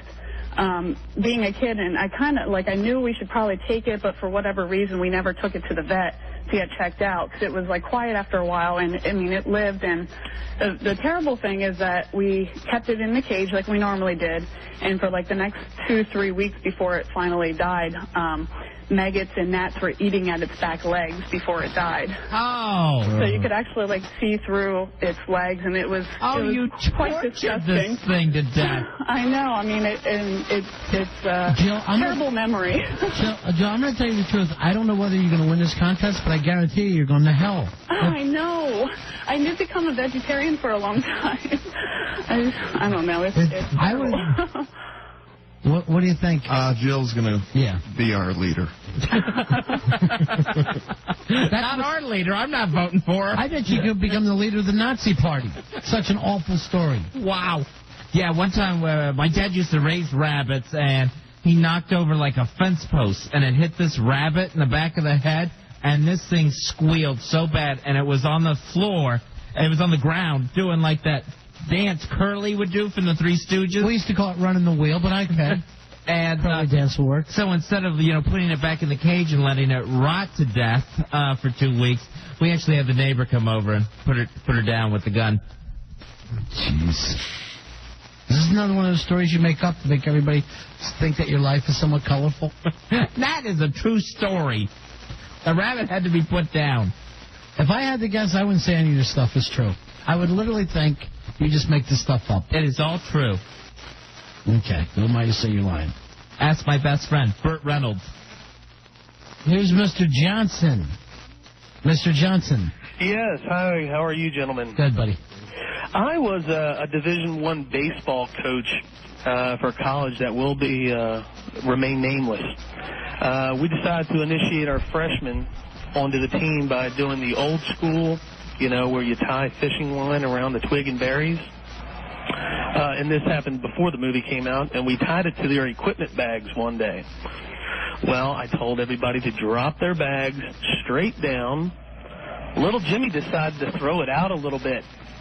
And therefore, little Jimmy suffered 106 stitches and lost a testy. So the coach, myself, had to go to the parents and tell them it was a freak sliding into home plate accident. Right, so this is bizarre. I can't believe you're doing this with kids. Oh, this was before the hazing, all that good jazz came about. I got news for you. It's not that hard to lose a nut. People don't realize that. I've had a couple of friends doing it just from getting ruptured a couple of times. Yeah, it happens. 106 stitches. And ow. Stop. Ow. It took off from just above the pubic hair line and down around the left. Well, right. What was the left? And he didn't want to tell his parents what really happened? No. Why would he? Peer pressure? Yeah. What do you think? I'm going to go with Jill and the rabbit. All right, still Jill with the rabbit. She did something awful to a rabbit, Fez. She broke its back and then just put it back in the cage and let it suffer for 2 weeks. Here's Pete. Not funny, Pete. Pete, why are you laughing? I'm sorry. You guys are hilarious. Yeah. That's cruel as hell. Okay, you want to hear my story? Yeah, we'd love to. All right. Basically, I used to work a lot of weekends, so I'd be off during the week, and my wife used to watch kids. And there was this one particular kid, a lot of long hours, so I would be tired and everything else. And there was this one kid, I feel bad now, but this kid was the whiniest SOB I ever met in my life. He didn't want to be there, and he made the whole day miserable for everybody. And here I am tired, so I decided to have fun with this kid. And I used to flick his head when my wife wasn't looking. And I know that's mean, I'm sorry, but she could never figure out why he was crying. And then when when she wasn't looking, I used to ping him on the ear and everything else. How old was the kid? He was like 3. I know it's cruel, but what can I tell you? Yes, it's cruel. I think you said it. It made the day go by. What can I tell you? For you, not him. Yeah, I know. What do you think, man? That's a tough one. It is a tough one. Yeah. We're making the kind of picks that only the devil could right now. I'm going to stay with Jill. Wow. Staying with the rabbit killer. And Pete, he wrestled with it. I looked at him, and he was going through pain with it. You were very close.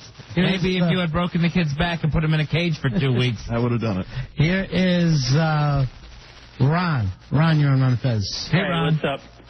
Hey, when I was like 4 or 5, my next door neighbor had a litter of kittens. And like one night, I don't know why, I went out and I got all the kittens. There's like 6 of them, and I was going to give them a bath. So I had all this shampoo and crap, and I started giving them a bath, and they all died. It turns out my neighbors are freaking out. So they asked me about it, and I blamed it on one of my best friends, my other next door neighbor, Davey. And the whole town thought he was evil after that, and they made him go to church every night, and the whole school found out. And of course, he's a cat killer. Yeah, I felt real bad because then I stopped being his friend because it wasn't cool to be Davey the cat killer's friend anymore. Right after what he did, of course. Right. How could you be seen with him? Right, and it was sad. I left the kittens there, so they were found in the morning. I felt pretty bad about it. But they were so clean. They were crying because of the soap. God, this is so awful. Yeah, I'm still friends with this Davy kid too. Not like friend, but acquaintance. And does it ever come up? Yeah, still like, hey, remember that? He's like, yeah, everyone really picked on me. That really sucked. And like the jocks would like push him down later in junior Is he high. at the point now where he thinks he actually did it? No, he says I should have never killed those kittens. I'm a maniac, I guess. He swears he doesn't do it, but I'm like, yeah, sure. Who else would do it? I wouldn't do something like that. What fiend as you're putting your bubble-covered hands behind you? Yeah. What do you think, man? I'm going to go with Ron. Oh, sweet. All right, buddy. All right. Fez, what a great prize we're giving out. It is a great prize. It's the Vio Z1A notebook from Sony, valued at $2,200. Ron is now in the lead. He killed 6 kittens. He dethroned Jill, who only killed 1 rabbit. Here's Matt. You're on Ron and Fez. Hey, Matt. Ron and Fez. Hey, Roy. That is not his name. This happened. I was about 18 years old, getting ready to get hot.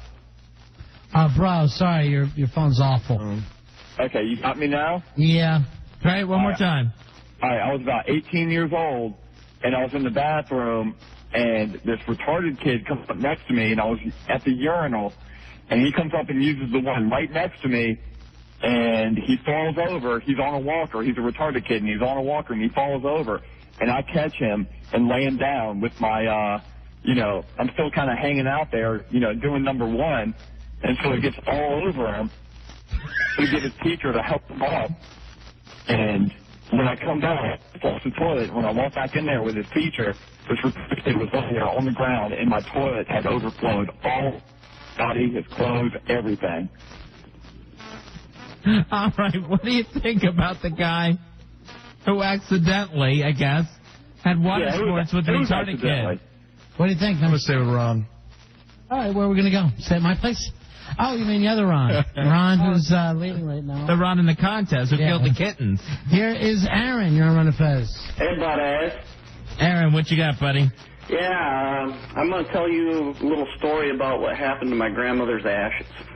I was a junior in high school in a little town up in northern Michigan, and about the only thing for us to do up there was booze cruise, if you know what that is. Sure. Yeah, what happened was my grandmother died that summer, and my family decided they were going to spread some of the ashes up on the Lake Superior by where her and my grandfather used to go hunting and stuff. And they spread some that summer, and then they were going to save half of them to mix with my grandfather's ashes when he died. So about 7 or 8 months later, it's the middle of winter, I asked to borrow the car, go out with my buddies. We go out on a booze cruise, had some beers. We didn't have any way to keep them cold. So I pulled the car over to the side of the road and got a box out of the trunk, had my grandma's name on it. And I didn't, think about it. And I looked in the box. It had a bag with a bunch of dust in it or something. So I dumped it out, stuffed the bag full of beers and some snow from the side of the road, and we kept on booze cruising. I didn't think about it till about 3 weeks later when my mom come into the house and asked me if I'd seen Grandma's ashes. And, I kind of... I dumped her all in the gutter so I could fill up her coffin with beer. Where Grandpa broke down one night. This is only the second time I've told this story, too. What was Grandma doing in the trunk? That's what I'd like to know. I think my mom was being a little lackadaisical there. Thank you. It seems like Grandma should have been kept in a safer place. Yeah. Or at least a place with some dignity. Yeah. What do you think, Ben? I'm going to go with Aaron. Aaron's the new leader? Uh-huh. All right, so the kitten killer is out. Yep. All right, we only really have time to do a couple more of these. Can we do 2 more, El Jefe? All right, 2 more. Let me try here. Here's Laszlo. You're on Ron and Fez. Hey, guys, another animal story here. Okay. Friends of the family had some really fancy dogs, King Charles Cavalier Spaniels. I'm not sure if you've ever heard of them. But ended up house sitting, and I was supposed to house sit, and I kind of got tore up and totally forgot I was supposed to house sit. So these dogs actually just sat in their cage in the kitchen for like, I don't know, 4 days or so, and I think one got sick and one died, and this is the first time I told the story too. Just terrible. I mean, as far as everyone's an animal lover. You hate to do things that, but you don't seem to be much of one. I used to be. But yeah. So long story short, they sat by themselves and kind of went crazy with no food for a long time. Oh God. Yeah, starved them in a cage. The new intern is just looking wasted over here, like he can't take it anymore. He's seen too much. He's been to Nam, Ronnie. Yeah, he basically looks like one of the Allied soldiers as they're walking through the death camps in Germany, going, "How could this happen? What happened to humanity?" What do you think, Ben? Let's stay with Aaron. All right. Aaron is in the lead. Aaron in the lead. We'll do one more. Our new intern, Harry Turjanian, is doing his best. We're calling him Harry Turjanian now. Why not? That was someone else. But the only one that makes you mad is Rory. That's the name that we can't reuse. Right. Like we retired that name. Yes. Yes, we have. I wouldn't want to call him Harry Elvis. I have no problem with that. Maybe that way I can start remember people. Just everyone's Harry Elvis, no matter who they are. Turjanian I got no problem with. What about Belfie? No, we're not using Belfie. Not a big fan of Belfie. Why not? I don't know, I like Harry Elvis a little better. Yeah. We all did. All right, let's do one more. There's Barry. Barry, you're the last one to have a shot. What a prize it is to give away. It is the Vaio Z1A notebook from Sony. Thanks for taking me, fellas. When I was 16, a guy that I was close friends with, I found out that he had stolen a really nice Walkman that I got from Christmas. So we were in his house one day, and he went into the bathroom. I took his house key, and he went to the beach with his mom for a week, a couple days after that, and I pretty much entered his house and stole him blind. And his mom, the cool thing about it was I went through his mom's stuff, too. She had naked pictures of herself and her boyfriend doing stuff. So I left those in the rental office for everybody to see. He still doesn't know to this day it was me. And so you robbed and humiliated them. Yeah. I took his tapes, his CDs. He had some throwing stars, some really nice throwing stars. He was livid, and I was happy. I was vindicated. What do you think? He's the last one. Is it going to be Barry, or is it the current leader, Aaron? I'm going to stay with Aaron. Aaron! Thanks a lot. Thanks, Aaron. You go to the big-ass prize closet. You get the Vaio Z1A notebook from Sony, valued at $2,200. And remember, go to the Digital Destiny Tour this Friday from 11 a.m. to 6 p.m. at the CompUSA Vienna Superstore. That address 8357 Leesburg Pike in Vienna, where you can experience the tour and you'll discover how to share digital content between your PC, TV, and stereo without any wires. And it's all brought to you by Sony and Intel. Fezzy, who's cooler than Steels? He's taking care of our Heineken friend for us. Steels is very, very cool. So we got to remind me to let Teresa know that. Say it's in the bag. Steels is on the job. Nice. Nice when we can say those things. Nobody's better than Steels, Fezzy. Steels rules. Well, let's just say he takes care of a situation for us. Let's just say your radio ain't the only way. That's what I'm saying. There's other ways. But there's a will, there's a way. All right, we're going to take a break here. We're still going to name the new intern. I still like Belfie. Well, I don't think we should go with Belfie. So far, if you had to come up with a name, what would you want for yourself? Honestly, the best one I've heard was Harry Elvis. I don't know. You didn't have anything in your own mind? My own mind? No. I can't think like that. Don't let yourself get into a loser name like that, because it will stick. It will stick. All right, we'll scratch that from the record. Yeah, do yourself a problem. They call myself Harry Truman first. Harry Truman would actually be a good radio name. Just start naming the interns after former presidents. Get Gerald Ford in here. Where's my water? That's so funny. What if instead of naming them, we just start numbering them? Number 5, get in here. We tried that one time. Did we? We went with thing 1, thing 2, and thing 3 when we had the entire new class that time. Did they all stink? Yeah, they all stank. Thing 2, he went away sad. He left of his own accord looking at his shoes.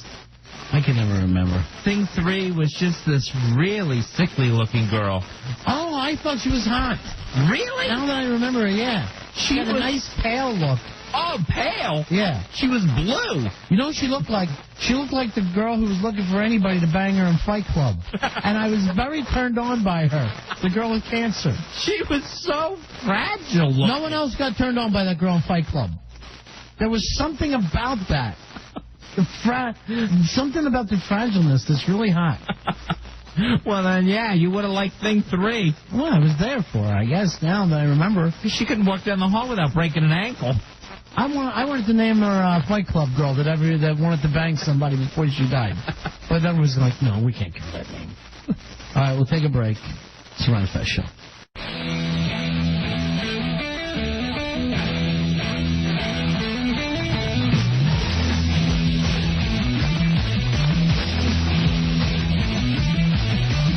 It is the Ron and Fez Show.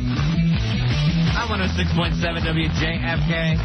Make sure you check out tomorrow night's show at 7 o'clock. We'll be giving out a weekend stay at the Miller Lake Dewey Beach House. That weekend is July 11th through the 13th. That's for you and 3 of your friends, courtesy of Miller Lite. Great taste, less filling. That's Miller Lite. So that'll be on tomorrow night's show. Do we know how we're doing that yet, Fuzzy? No, the crack staff said they're really, really going to come out with something good for that. It's J-Dubs, right? Yeah, that's J-Dubs. And now Fidel, I think he's going to get involved. So maybe we can have all those guys compete against each other. That could be it. Oh, okay. See who's bringing in the best idea. Yeah. Let's see who is going to lead, who's going to follow. Who's the crackiest of the crack staff? Yeah. I like that a lot. We'll put them on the line there. Ronnie, have you ever heard of this, the Good Life TV network? No. The new cable network? I'll say this, there's no such thing. I think there is, sir. The Good Life TV network, they're going to air 42 episodes of The Honeymooners. Now, these aren't the black and white ones. These were originally shot in color during the 60s, and these episodes actually feature the new Alice and Trixie. Oh, is this when he was doing the Jackie Gleason show? I guess out of Miami Beach at that point? And then he would do the Honeymooners as like a skit. Yeah.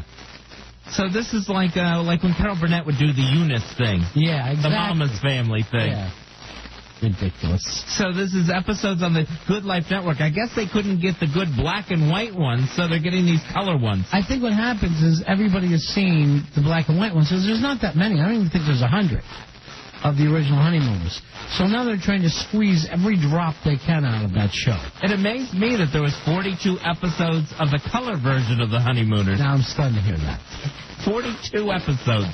And, I think I saw some clips of these things where, you know what, Jackie Gleason and Art Carney, they're starting to get up in years at that point. Mm-hmm. And it's really sad that they're still living in such squalor that the Honeymooners did. I mean, you've been married for quite a few years at that point. You're not exactly honeymooners. Yeah, it's not like you're wasting the money on kids. It's just you two. You should be able to move up and get a decent pad. At that point, you would have thought something would have come through for Ralph. Even just a regular promotion at the bus company. With his new Alice wife. I actually couldn't imagine watching the Honeymooners if there was a different Alice and Trixie. Yeah, maybe a different Trixie, but not a different Alice. I'll give it a try. What am I going to do? When I watch everything that's on TV, what do I care? As long as I don't have to think, I'll watch it. That is the color version of the Honeymooners. I guess that's where the Honeymooners definitely jumped the shark. Are people still using that jump the shark phrase? Oh, yeah, I think it's still around. It definitely is. Let me check their website. I haven't been there in a long time. Jump the Shark. It's a website where they talk about where popular TV shows really started to go downhill. What was that defining moment that made a show start to go downhill. And every show does it. Yeah. Every show will. All right, now I'm looking to Jump the Shark. They've already got Project Greenlight on there. That show's only less than a year old. And it's already jumped the shark? Yeah, I guess. I wonder what reason they gave. They just give a million. They let people do it themselves. I'll give you the reason. Yeah. Well, if Project Greenlight has jumped the shark, here's the reason. Ben Affleck sobered up. Actually, I haven't seen it this week. I TiVo'd.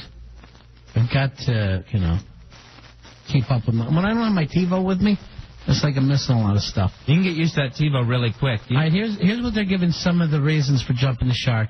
Same character, different actor. That always annoys me. Okay, an example there would be like the Jeffersons when they got the new Lionel. Even before that, Bewitched. Come on. Oh, yeah. That was the real annoying one for me. Totally different Darren. They changed dicks. All right, let me go through some of this. They changed Marilyn's. Oh, yeah, the Munsters. I never knew that. I always thought they had the same Marilyn. They changed Mr. Wilson's. Oh, I didn't know they did that. From Dennis the Menace. I had no idea. They changed Morty Seinfeld's. Well, that happened early. Oh, here was a weird one when they changed Becky's. Oh, yeah, they changed Becky on Roseanne and changed back again, kind of like Lionel. Yeah.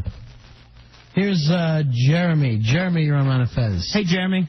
Hey, how you guys doing? Yeah. I heard that The Simpsons never jumped the shark. If you guys are looking, would you mind checking that out real quick? That's like one show they say have always stayed true to what they've always wanted to be. I don't know. Last season I thought was a really poor Simpsons season. Yeah, I think the writers in the past few years have been awful, and it's not the good classic like Laramie cigarettes and all the kind of.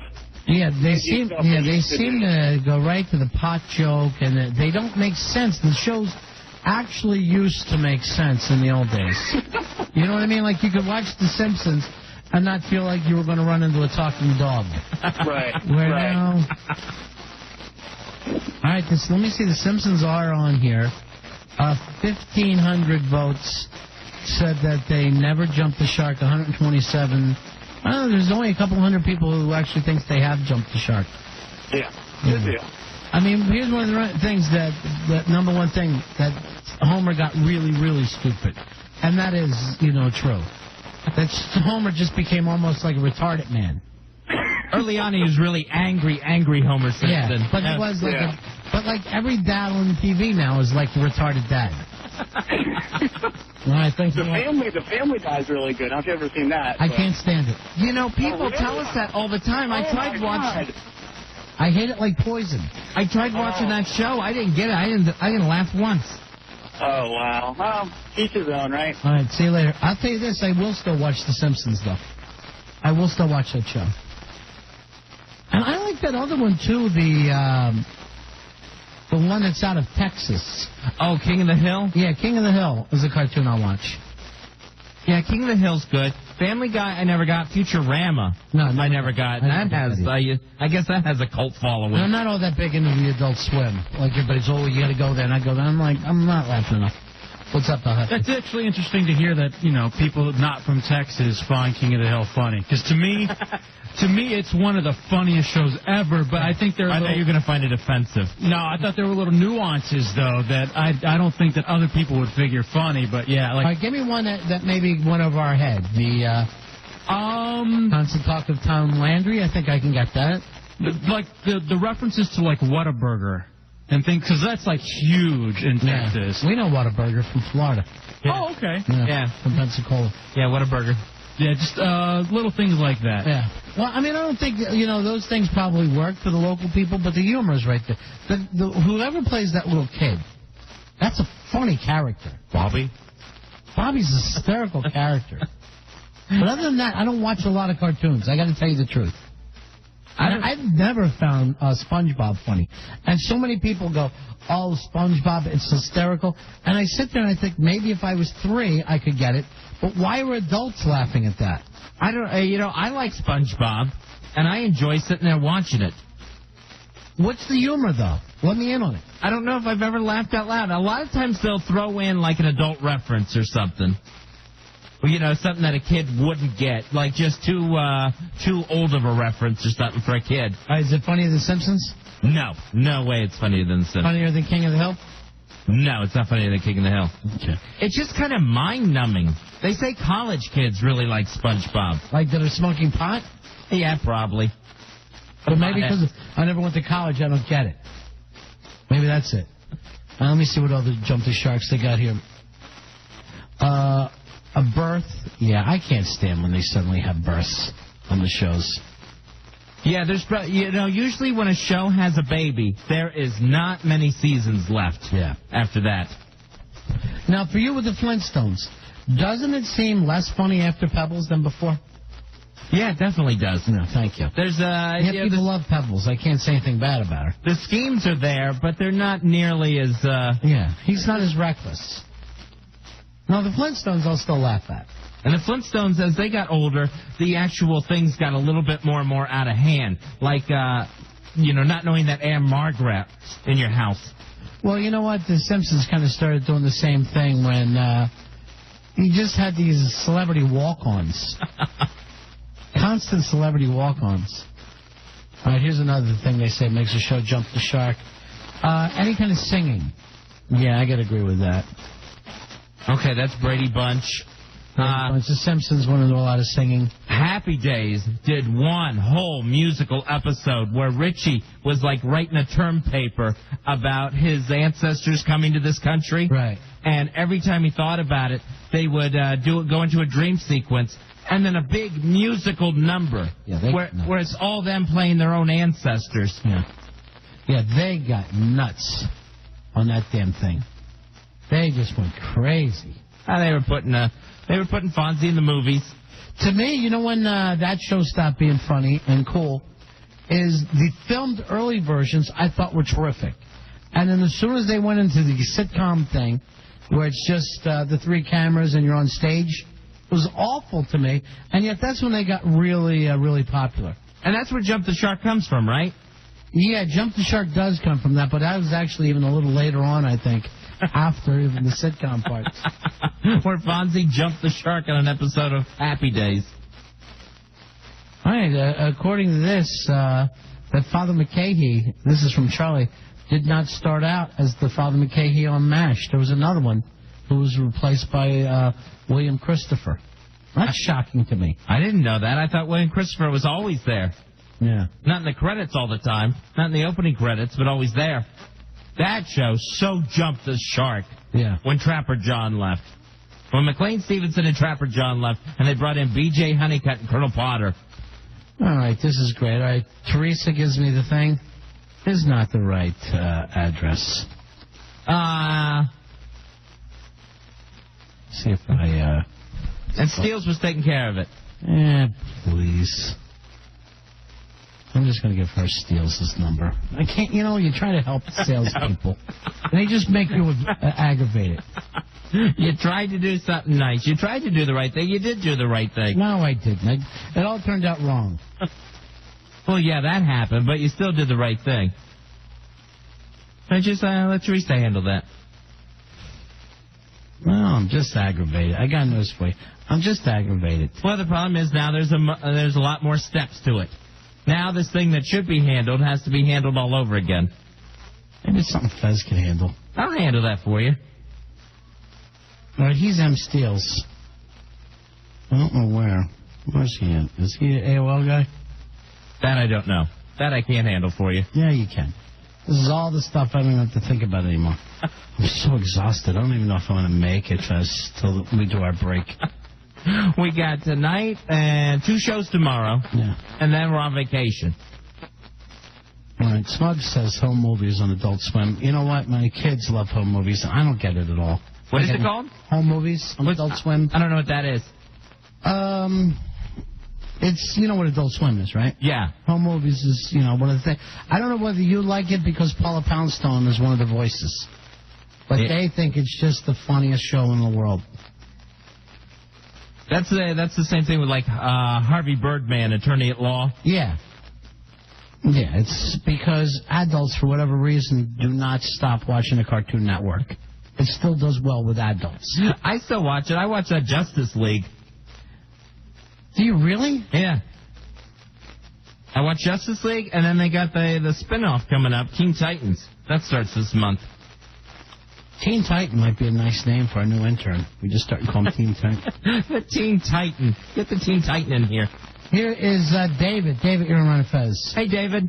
How you doing? Yeah. I just wanted to know when you guys thought Miami Vice jumped the shark. For me, it was the time that the guy pulled down his sleeves on his suit coat. I thought, what are they doing? Was there an episode where he wore socks? Yeah. I don't remember that. Yeah. I don't know. All right. You know, one of those things, it was like first year, it was probably cool, but after that, it did nothing for me.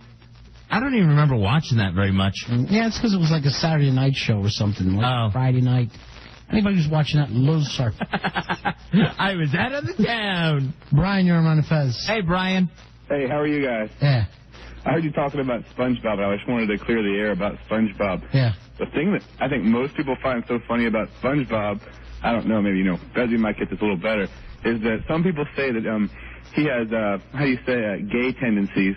And in fact, some of my friends and I, I'm 23 years old, we sit around and we'll watch it, and every time we find something that appears to be gay, we'll drink and end up being really hammered by the end of the episode. I never noticed that. I just thought he was a little geek. Oh, come on, man. His best friend's a starfish, and he's always taking his pants off. In the beginning of the episode, he's naked. I mean, all right, so that sounds like a jackass. So the starfish is supposed to be bung. Yeah, seriously. All right, it's now. pink. Yeah, come on. I mean, this is not it's not rocket science here. I know, but it's still got all over my head. Well, I know it's a children's show. Yeah, so it's aimed at, it's like, remember the Animaniacs show that was, it was aimed at after-school specials, but it had all kinds of jokes that were for older people. Like, they'll throw stuff in that kids won't get. Right, all of a sudden Winston Churchill would show up on Animaniacs. No, I watched Animaniacs, and I wanted to love it, and I couldn't. Yeah, well, Spielberg, what are you going to do? Thank you. All right. Thanks, guys. All right, now I got to watch SpongeBob in a whole new way. Yeah, it's hilarious. Just as a gay show. Yep. Exactly. Right. I didn't know SpongeBob was gay. Sometimes I would actually listen to Ron and Fez that way as well. Just to see if it seems different to you. See you, brother. Get plenty of Heineken. Exactly. You got it. Have a good night, guys. Let's see it. I think I'm fixing this Mike Steele's thing. I think I'm taking care of it myself. There you go. I don't know, bro. I'm not going to lie to you. You're going to be proud of yourself if you did. You're going to feel really good about yourself. Is there a reason you're yelling at me, Fez, or am I just imagining that? I'm just yelling to keep myself awake. You don't have to. Hey, Steve, don't try to tell your friends to quick turn on the radio. You're on. Who's mumbling? Stevie. Yeah. Yeah. Have you ever seen home movies? On Adult Swim? We were just talking about home movies. What about it? It's crazy. That is crazy. Why do you like it? I don't know why I like it. I be stoned. Is this Brian Fellows? Who? Thank you. I think you'd love Heckle and Jekyll. Why don't you give them a try? All right, so the comic that Harry Elvis always loved so much does home movies sometimes too.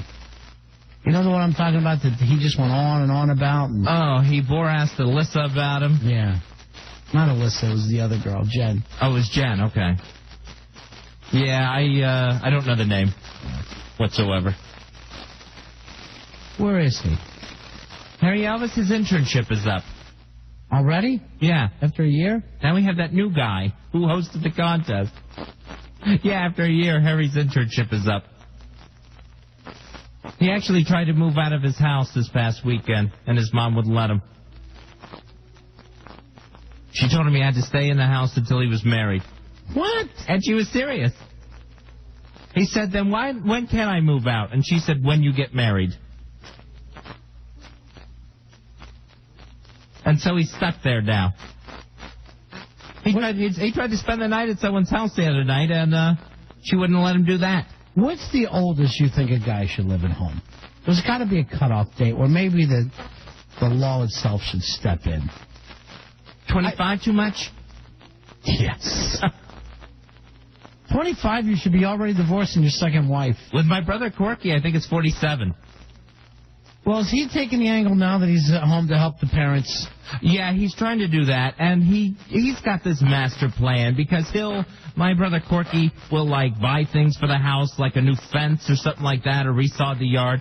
So he's really getting squatters' rights. So when my parents do pass away, he's going to be sitting right there, and he'll have basically rebuilt their house and claim that it's his anyway. Well, believe me, that house is going to go for almost $45,000 one day. You're right. It's nice. It's a nice house. If only it wasn't in that flood zone. Yeah. I'll tell you this. The Quonset hut next door is going for more money than your parents' house. Rude, it is not. We had it appraised. I would say this, and I don't know how you feel about it, but I say that the person who lives with the older parents, if you have brothers and sisters, they should get everything. Oh, I got no problem with that. Because I get that in my family, and I'm all good for that.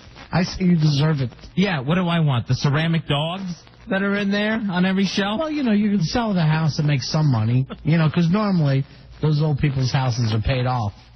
You know, so that's some cash. Yeah, there's, I don't think like you said, I don't think there's going to be that much of cash that it's going to be worth fighting over with Corky. If he wants the thing, he can have it. Good. And all the little treasures that go with it. How's your younger brother going to feel? He's going to fight him to the death, though, isn't he? Oh, yeah. Yeah. He'll want his share. His fourth. I'm looking for 25. Where's my 25? I think me and my sister, we will be out of it. You know what? I haven't been to this thing in a long time. I need all new websites to start hanging out. Where do you go, Fez? Where do I go? Yeah. Let's see. One of my favorite ones to go to. I usually just go to the newspaper websites. I go to that MediaHorseOnline.com, but they've been on vacation lately. So no updates there? Oh, no. You know how much I like to bust the media horse. 866-277-4969. Oh, they're back. They're back from vacation. Nice. They're taking the horse off the front page. All new media whores? Yeah. Very nice. All right, we'll take a break. We're right back. Ron and Fez Show. Back with the Ron and Fez Show. And this segment of the Ron and Fez Show is brought to you by Heineken. Heineken's proud sponsor of the Ron and Fez Show. Heineken beer. Fezzy, whatever reason, a lot of people are saying nice things about us, huh? Yeah, that's nice for a change. I'm not even used to it, are you? No, it makes me a little embarrassed. You know me, I don't take compliments well. But whoever you are, thanks for saying nice things. Appreciate that very much. Fezzy, we got a lot of stuff to give out, right? Yeah, we got plenty of stuff in the big-ass prize closet, and since we're going on vacation after tomorrow night's show, you know, we really should start getting rid of some stuff. What do we got in there? Let's see. We got Analyze That prize packs. That includes a free large pizza from Papa John's. Very nice. Nice. You can go in for a hysterical comedy starting every half hour on digital cable. Order Analyze That on in-demand pay-per-view. That's from Comcast Cable. All right. So if you'd like to pick that up, very nice prize. 866-277-4969. What else we have, Fez? Let's see. We got tickets to see Kenny Loggins. Don't miss the return of pop rock legend Kenny Loggins at Wolf Trap. Coming up Monday, July 21st at 8 p.m. Now for tickets, you can call tickets.com at 703-218-6500 or order online at wolftrap.org. And we also have Project Greenlight prize packs. Don't miss an all-new season of the HBO original series Project Greenlight. New episodes every Sunday and only on HBO. I'm a Project Greenlight fan, Fuzzy. Even though the movie last year stunk on ice, I like the television show. You like the process. You like watching it. Yeah, I don't know why. All right, when you watch it and you see, I guess this year there's a writer and a director. Yeah. Now, do you sit there and root for things to go wrong for the director? No, just the opposite. I want these guys to actually go out and make a great movie and do well for themselves. I really do. And last year the movie just stunk on ice. It was embarrassing. It was an after-school special. It was just terrible. And I actually went and saw it in the theater. One of 8 people in the history of the country that saw these things. All right, let's give out some of our prizes. 866-277-4969. 4969. Maybe we'll name the new intern, and if we like your name, we'll give you one of these prize packs. Right now, I like the name Rory. I don't want to name him Rory. So that's why we need to do this, to get him his own name, not Rory's name. Is it because you didn't like the last Rory? No, I like the last Rory very much. Thank you. Maybe that's why I don't want to name this one Rory. Why would you say thank you when I was totally wrong? That's what I don't understand about the South. You say thank you for the wrong reasons. We're polite. All right. I also came up, I thought maybe because of the hair, it's like a sideshow thing, like Sideshow Bob. I was thinking you were going to come up with... You don't like that one, huh? Do you get called that anyway? Has anyone made that comparison? It's real crazy. You know what I mean? Like some days it's real crazy. Like when it's really hot and the humidity's going on. Yeah. Maybe we should take you over to Fred at the Ritz. I wouldn't mind getting Fred here tomorrow night and just really give me a nice touch-up before I go back. That'd be nice for vacation. Yeah, vacation hair. Vacation cut. Like when your dad used to make you get it really cut short. All right, out of all the names that you don't like Sideshow, right? I'm not going to make you have something that you don't like because you never know how long it'll last in this business. It's better than the rest. What about Joe Poo? Definitely better than Joe Poo. Okay. Did you have any of your own ideas coming in? A name that I do get called a lot, but I don't think I want to say it. Go ahead, say it. Please say it. That's not... Go ahead. Now, why did they call you that? Probably because, I don't know. Come on, there's got to be... Who's calling you this? The name that got dumped is... Oh, we can't say that? Oh, God. You can't say that. Is C-Boy. All right, let's say like a rooster, but the C word for rooster. All right, Rooster Can we do Boy. that? Like Rooster Boy. Now, do you know why they're calling you that? No, I don't know why they're calling me that. No, there's got to be a reason. Has it been going on for a while? I'd say for about a good year and a half. Did something happen a year and a half ago? Is this your buddies doing it? Yes. Now one person started doing it, and now the rest of the whole gang's doing it. Now, and these guys, you must be really the cool kid in that gang. If they feel like they can just put a handle on you like this. You want to go with cool kid? I mean, did you take it out at an inappropriate time? Are you getting a lot of poon? Is that it? At one time I was not. Yeah. Yeah, at one time. So I'm hoping that's the reason why that's my nickname, But you don't know. I really don't know. Yeah. There must be a reason why a year ago, all of a sudden, this name just reared its ugly head. So to speak. Of Rooster Boy. Right. A different word for rooster. All right, if we like your name, we'll give you one of the prize packs that we just really got to blow out of here tonight, Fez.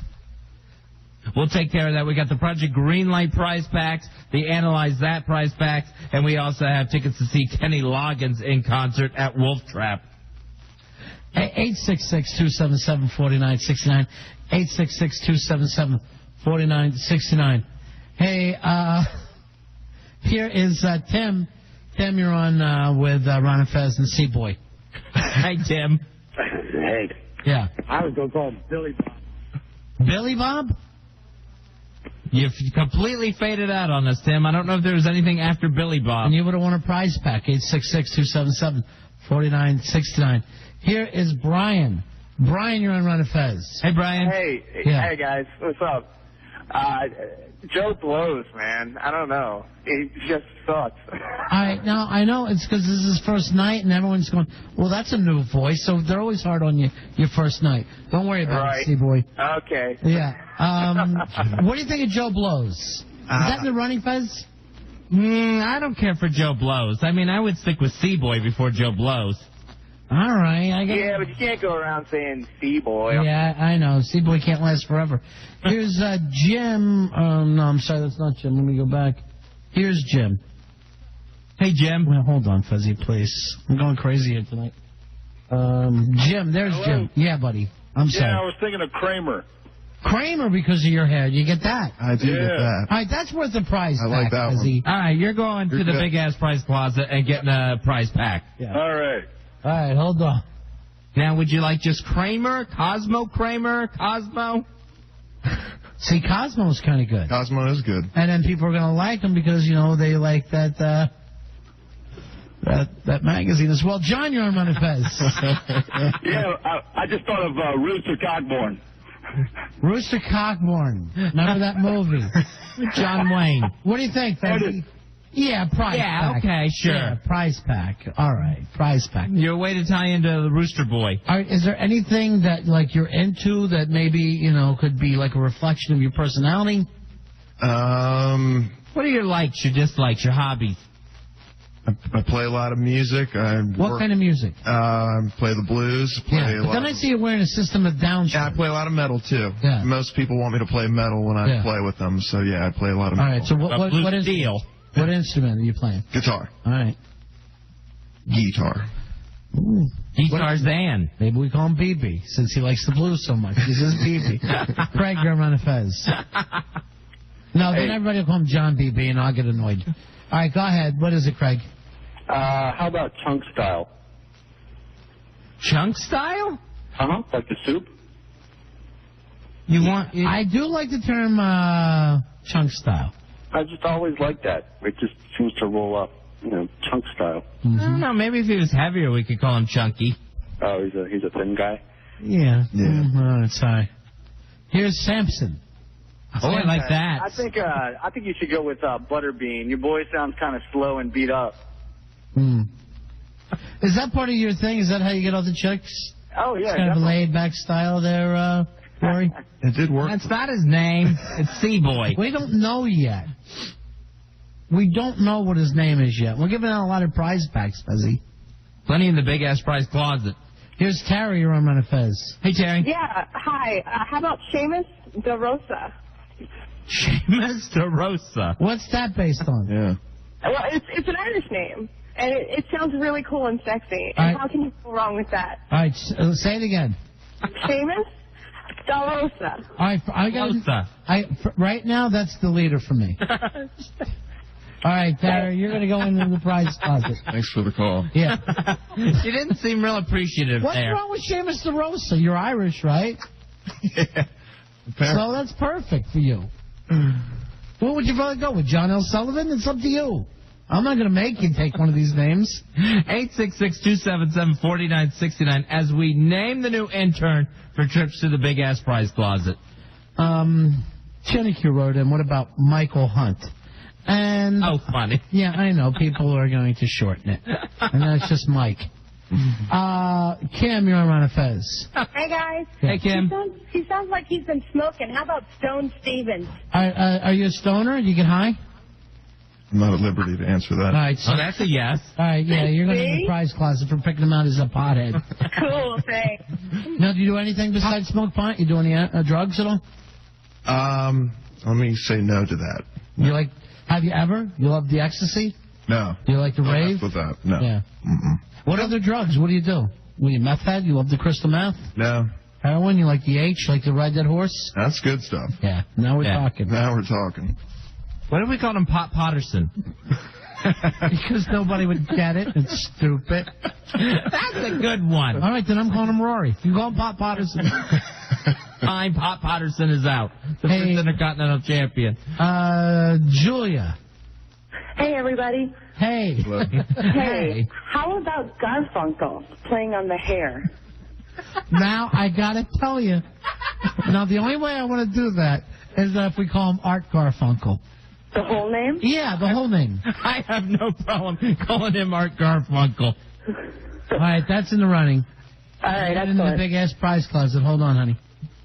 Oh, right. We're getting some stuff done tonight, Fez. I'm actually writing down Garfunkel. Why not? You know, isn't he touring this year? I didn't know if they ever got that thing nailed down or not. Yeah. Because basically... he may be touring. The tricky part is getting Paul Simon to go with him. Paul Simon said, yeah, I'll do the Simon and Garfunkel tour. I'll pay you $300 a week. And Garfunkel got mad at him. $300 a week. And then Paul Simon just shut him up by showing me where you can get paid more. You come back, I'll match any other deal you can get. Paul Simon is matching any other offer. What do you think of Billy Staples, since you had your stomach stapled? weren't stapled, were you? What's the difference? Somebody has been. I don't think so. All right, Adam wants to go with the name Sideshow Fez. No. And then what he is like, what about Little Fez? And he just follows you around. He does what you do. I'm not calling him Mini Fez. What's wrong with that? That'll confuse people. What's going on over there? There's a bag of something delicious. Did you want some cookies? I'll have any.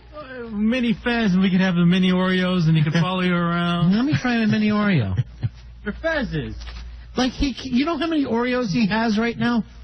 The mini ones I actually pour into a big mixing bowl and put milk over and eat as cereal. Have you ever noticed this, that when people bring in cigars for me and Oreos for Fez, I look more excited than Fez?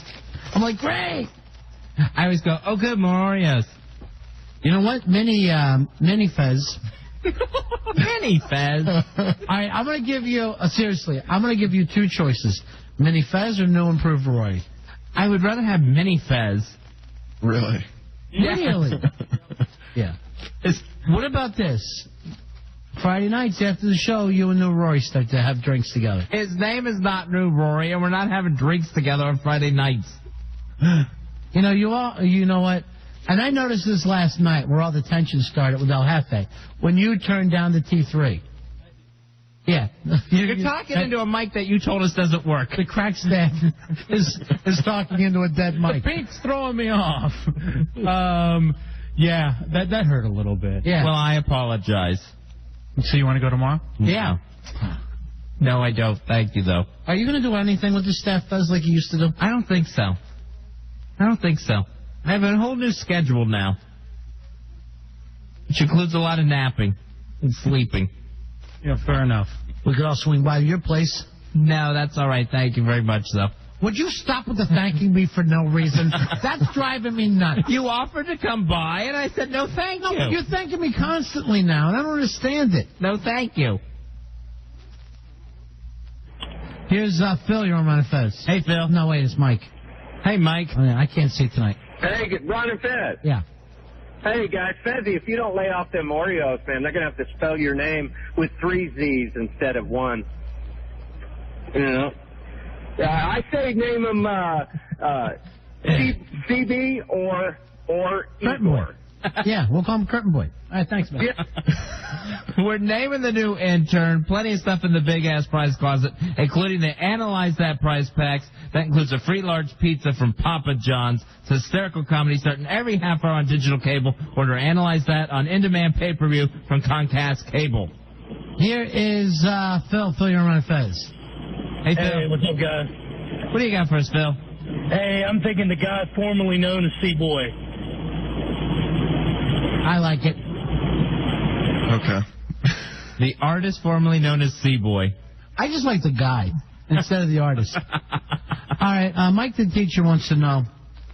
I want you to explain yourself and describe yourself like it was a first day class because it'll help people help you. That should be helpful, yeah. Describe what I look like? Everything about yourself, how you would describe yourself. I like to, let's see, I like to play music. I like to go to the beach. Used to surf a lot. Play a lot of sports. Stopped getting into trouble. What kind of trouble did you used to get into? What kind of trouble? I used to just pull a lot of stupid stuff. So it's kind of hard to talk about on the air right now. Really? Yeah. Rape? No. Rape could be really stupid, people. Not that. Well, I mean, was it like pranks or were you, hold pranks, up? Yeah. You ever hold a place up? Ever stick up, man? Yeah. I was always in the wrong place at the wrong time, and. But I mean, were you a second story man? Were you inside with a gun pointing it right at the cashier's face, saying I'll blow your head off unless I get that $30? Could we call him Paul Dean, Howard Dean's kid?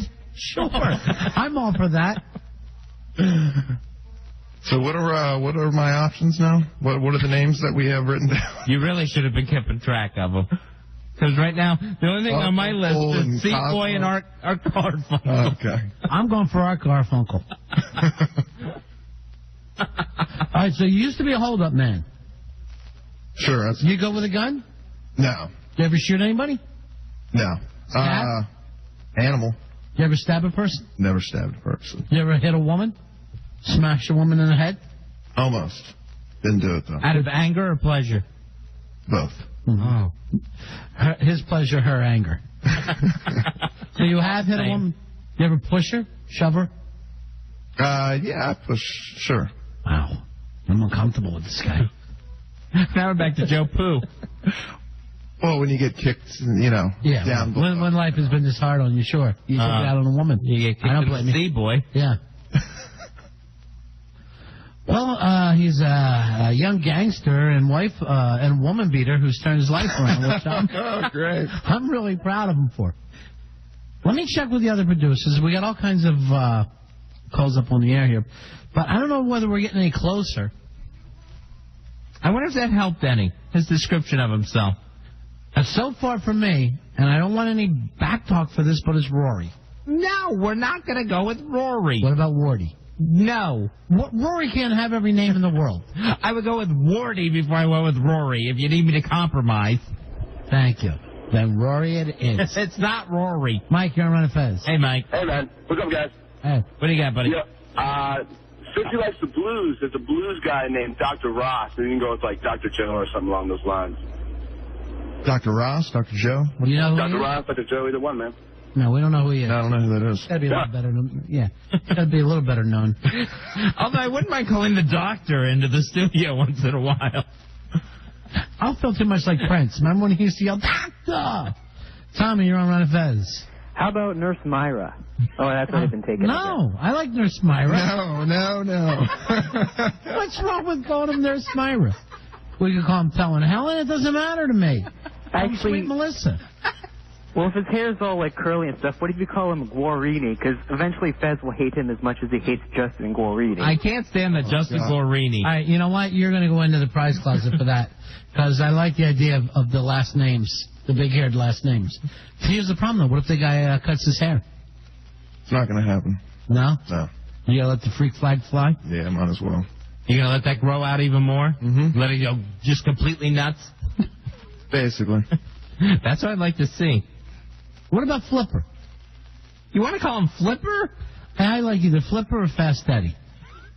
I don't care for either of those. No, I don't either. What about Harriman to the board? Since he's got the hair. Bring in the Harriman. Here's Matt. You're on Ron and Fez. Matt. Ron, Fez. Yeah. How about Ike? Like Ike Turner. I like Ike Turner. Music thing. I like Ike Turner, and he's a woman beater, like you. I was going to say Joe Jackson, but the guy who took my call when I called gave me Ike. Oh, okay. So you helped me out a little bit. All right, you know what? I'm sorry, but since you told me one of those phone screeners helped you. You lost the prize. You lost me. It would be fun to say Ike Turner's on the show today. For me, Ike Turner with us as always. All right, since we already have El Jefe, and you're like kind of an Anglo El Jefe, why don't we just call you the Jeff? Leave it at that. Jeff. El Jefe. El Jefe. El Jeffy. Here is Jeff. You're on Ron and Fez. Yeah, Ron, Fez. Yes, Jeff. Why don't we try Speedball? Skee-ball? Speedball. Speedball, yeah. Oh, 8-ball, whichever one. Is that more applicable? You ever mixed the coke and heroin? Yeah, exactly. You know what's nice about that? You take the drowsiness out of the heroin, and then you take that craziness out of the coke, and you just really just relax. Like a Reese's cup of drugs. And, until you die, and you pull Belushi on the floor. Right. He was a speedball guy. What do you think of Speedball? It's all right. Sure, they're great. All right, Speedball's a possibility. Are you going in the big-ass prize closet? Plenty of stuff in the big-ass prize closet. And what we're doing tonight is trying to name the new intern. All right, we'll take a break here. We'll be right back. We'll play it a little more. It's the Ron and Fez Show.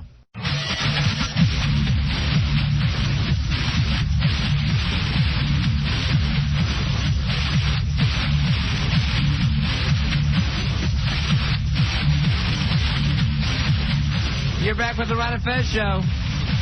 Remember, on tomorrow night's show, it's your chance to win a weekend stay at the Miller Lite Dewey Beach House that weekend, July 11th through the 13th. That's for you and 3 of your friends, all courtesy of Miller Lite. Great taste, less filling, Miller Lite. You know what? We also we're giving that out to tomorrow night, right? That's right. We thought your voice okay, bro? No. What just happened over the commercial break? I went outside and there's like just to breathe for a little bit, and there's this really heavy like fertilizer smell out there. Something. And it just like clinged to my throat. I actually just I got a whiff and I'm coming back in. You are nuts. I just looked over and here's my partner. He's Iceman Aaron. I'm like, what happens? What could have happened over a couple of commercials? I should never have gone outside. Do the kids know, our new guys know how they are going to give away this tomorrow? Should we check tonight or let them surprise us tomorrow? Let's go ahead and check tonight and make sure that they do know. Yeah. We'll bring them all in. Yeah. I'll have march the crack staff in. Yeah, El Jefe, Fidel, and J-Dubs, which doesn't sound Spanish to me. Yeah. J-Dubs is the only one who's not fitting into the attitude. And, of course, the new intern that we're naming right now. Yeah. Which maybe we ought to stay with something Spanish. Is the new intern going to be on your show on Saturday night still El Jefe? No, he's Ron and Fez. I thought whoever came anywhere into WJFK got sucked into your world, into your vortex. Got put in a hideout. It's more of an opportunity for those that don't have one to come and hang out with us. So me and Fez can't stop by some Saturday. Oh, I'd love it. Yeah. I would love it. Oh, what's that mean? You're going to lay us out? No, it would just be, I'd like to see the dynamic. Oh, finally, to get them in my backyard, in my element. What does that mean? It's still going to be the same exact setup as it is here. It's the same studio, right? Yeah. You're not doing it from a double wide on some pirate signal, are you? Not yet. Give him another year and a half. We'll all be there. All right, have you guys thought about tomorrow night? I mean, we put a little bit of thought into it. You don't want to let it go yet. You don't want to put it out there. Tip your hand. Well, I mean, yeah, we worked really hard on coming up how to give away the notebook. Yeah, that notebook thing was... That's where all our... You know what? That whole I'll put my guys against your guys, I should have taken that bet. I'd have doubled my money and doubled my fun.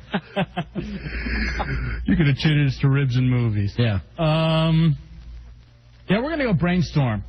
Okay. Well, here's what we'd like to do. We'd like you to compete against each other and see who comes in with the single best idea. All right, let me ask you this. Do they get one idea each or two ideas each? Let's give them two each. Because we saw what happened with three. Yeah. I always think it's good to have that throwaway idea. That's why I like to keep two chicks. I have one, and there's always one mad at me, and then I go back. So you guys can have a spare. Yeah. And what do we win? What do you want? The new intern? Yeah, you get to go on the trip with them. All right? All right. You're at Dewey Beach. Yay. Yay. Just peering in the windows. Yeah, you sleep in the car at Dewey Beach. All right, so far we're naming the new intern Billy the Phone Freak. So... Billy the Phone Freak? What if we call him Ross Reback? I want to go by somebody I already know. I'll go with Ross Reback. All right, see, here's what... You don't want to end up like Fidel and then be switching your name midstream. That's a problem. Right. With my name. Well, you didn't like your old name, right? It's my name. Didn't the junkies give you a name? No.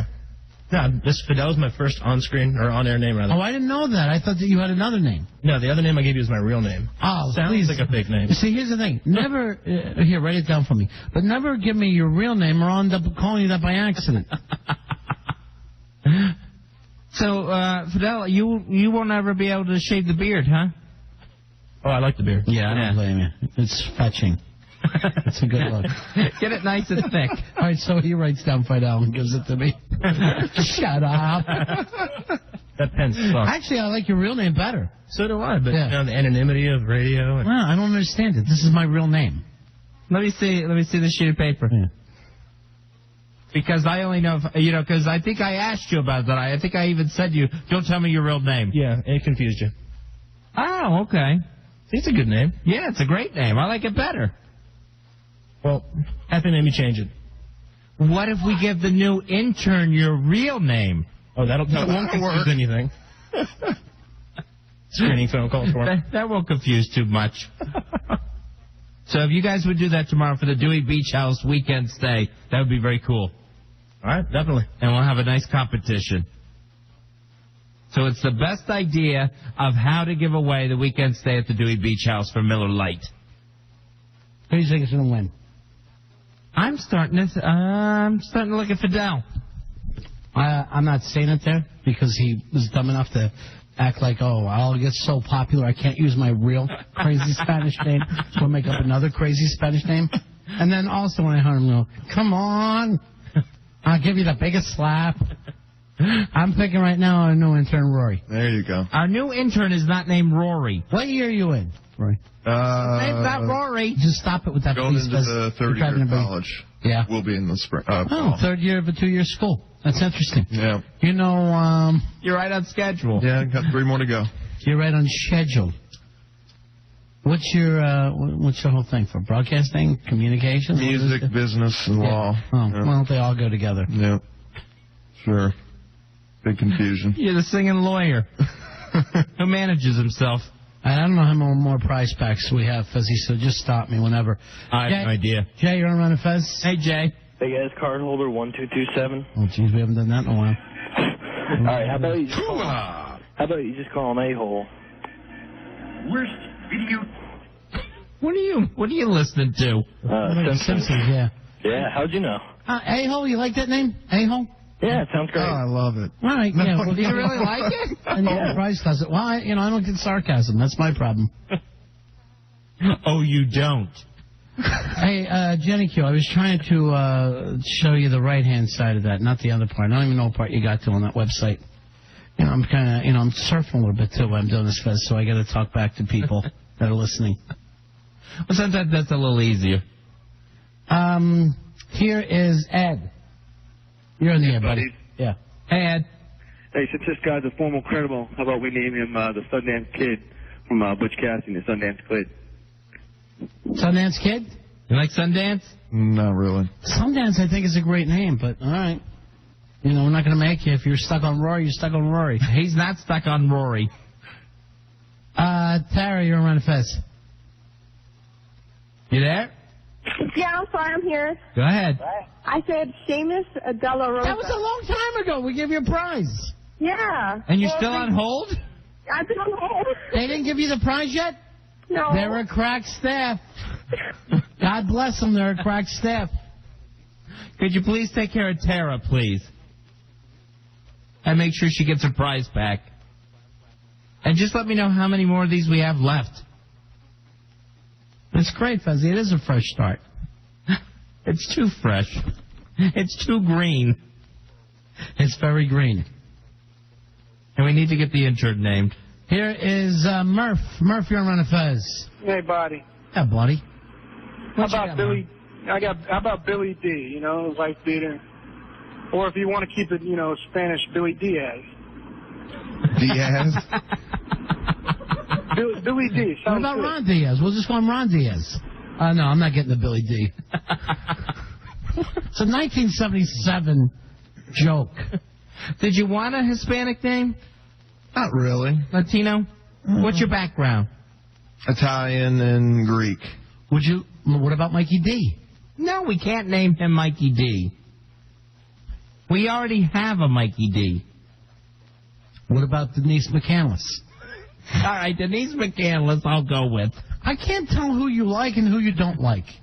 You didn't mind naming him Billy Staples. I don't want to name him Billy Staples. Oh, I thought you did. No. What about Wonder Boy? No, I don't want to name him Wonder Boy. Wonder Jr. No. I'll give you Denise McCandless. Isn't that enough of a compromise? I don't really think it is.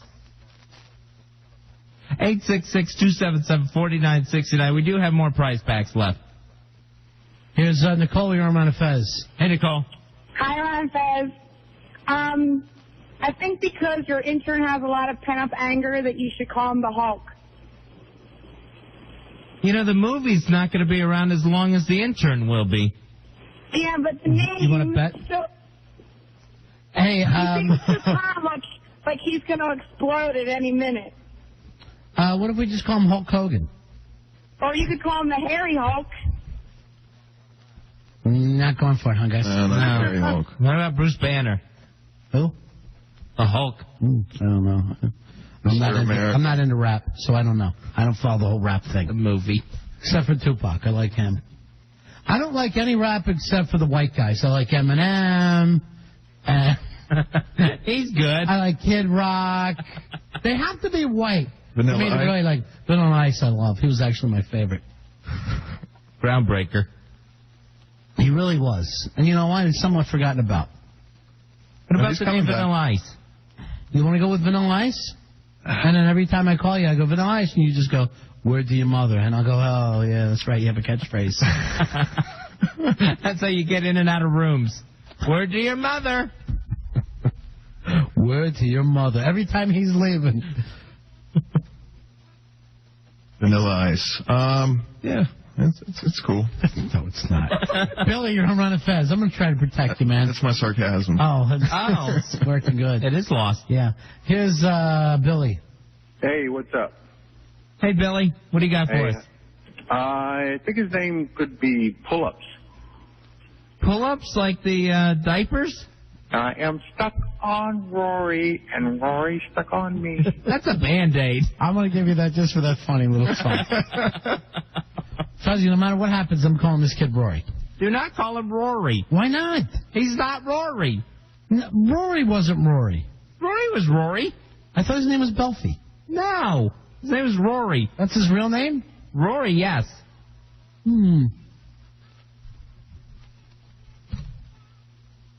Okay. That was the real one. Well, this can be the fake one. Like, what do we call this one? Rory Mania. No, I'm not going to call him Rory Mania. I am. You call him what you want, but I'm calling him Rory Mania. Don't, please. I'm having fun. I don't care if anybody else is. Al, you're on Ron and Fez? Hey, Al. Hey, guys, how you doing? Mm-hmm. Hey, how about my... You think struck you tonight, Rocco? You know, I got to tell you right now. I just want to try a few off of him. I think if we actually named him Rory, that's like a tribute to Rory. No, I don't think so. It's not up to you. Let's leave it up to Rory. He's not Rory. Yet.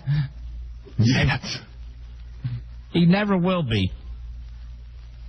All right, we got a couple more prize packs left. All right, somebody writes in that third base was before Vanilla Ice. I don't know. I thought Vanilla Ice was first. First in our hearts. What about that guy Snowball, whatever his name was? He was a white rapper, too. Right, out of Toronto. Yeah, remember him? That's funny that you remember. Who else was? I can't remember his hit. If it was a hit. What was that on that thing? Well, what about the Informer. And what about the Whitey Ford guy? Remember, what was his name? Everlast, yeah. From House of Pain. Yep. All right, here's one. Why not name him Jim Shorts? No. Jim Shorts. Never even got that. What? Carlos. Hey, Carlos. Carlos and Yolanda. Hey, what's going on? I'm online. Yeah. I'm liking the listeners' names. Yeah, I got one for you, man. Don't repeat it, because I don't know what we're allowed to say. Right.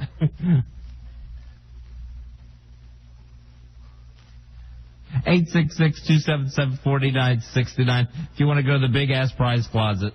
Here's Jim. Jim, you're on Ron and Fez. Hey, Jim. Yeah, hey, how you doing? Yeah. All right, how about Zorba? Zorba the Greek. No, I don't like that one. Zorba the Greek. What about falafel? Falafel. You say falafel? How about Yogi? No, I'm going to pass on that. What's wrong with Yogi? You could be yodeling Yogi. You're going to pass on all those? With the latest of the bingo lingo. I don't like Ron's name better. I don't like Yogi. What was my name? Ron. You just want to be little Ron? Jason, you're on Ron and Fez. Hey, what's up, buddy? What do you got, Jason? Hey, since your man likes the blues and he's got big hair and like domestic violence problems, yeah, you should name him Leadbelly. He's the godfather of the blues, got big hair, and pistol whipped his wife, so he went to jail for like the last 40 years of his life. What do you think? Yeah, what do you think of Leadbelly? You like that Leadbelly? Yeah, it's cool. Are you aware of Leadbelly? No. Being a fan of the blues? Yeah. He wrote Sweet Home Chicago. You know what, Leadbelly, and I don't even think he was old enough to play like, I mean, he was like before even electric guitar, wasn't he? Like Leadbelly's like one of the 1927 bluesmen. Yeah, he's real old, Yeah. real old. I like Lead I've Belly. heard of stuff, but I've heard the name. I do like Lead Belly. Yeah, you like Especially for a blues man. We'll put that on the list. Yeah, put it on the list. What if we call you Blind something since you like the blues? Bleeding Gums Murphy. Would you go with the name Blind Lemon Pledge? Blind Lemon Pledge? A little long. Nice bluesy name, though. Yeah. What if we call you Manish Boy? There. That spells Manish Boy. Someone slowed this clock down. Here is, I'm going to just guess and say A.O., but I don't know what's happening. Hi, A.O. What's going on, Ron and Fez? Hey, brother. It's Anthony, but I call myself A.O. Well, it's working for me. Hey, you guys always have that sexual innuendo. He's a ladies' man. Yeah. Check this out. I wasn't going to give you this, but I'll go ahead and give you. Yeah. Mike Johnson or Peter Long? You were saving that, were you? I was saving it for you, man. Mike Johnson. He was saving that in case he got his own intern. What do you think, Lead Belly? Yeah, I'm going to pass on those. All right, sorry about that. All right, let's run these through real quick. Mike, you want to run a Fez? Thank you, buddy. Yeah.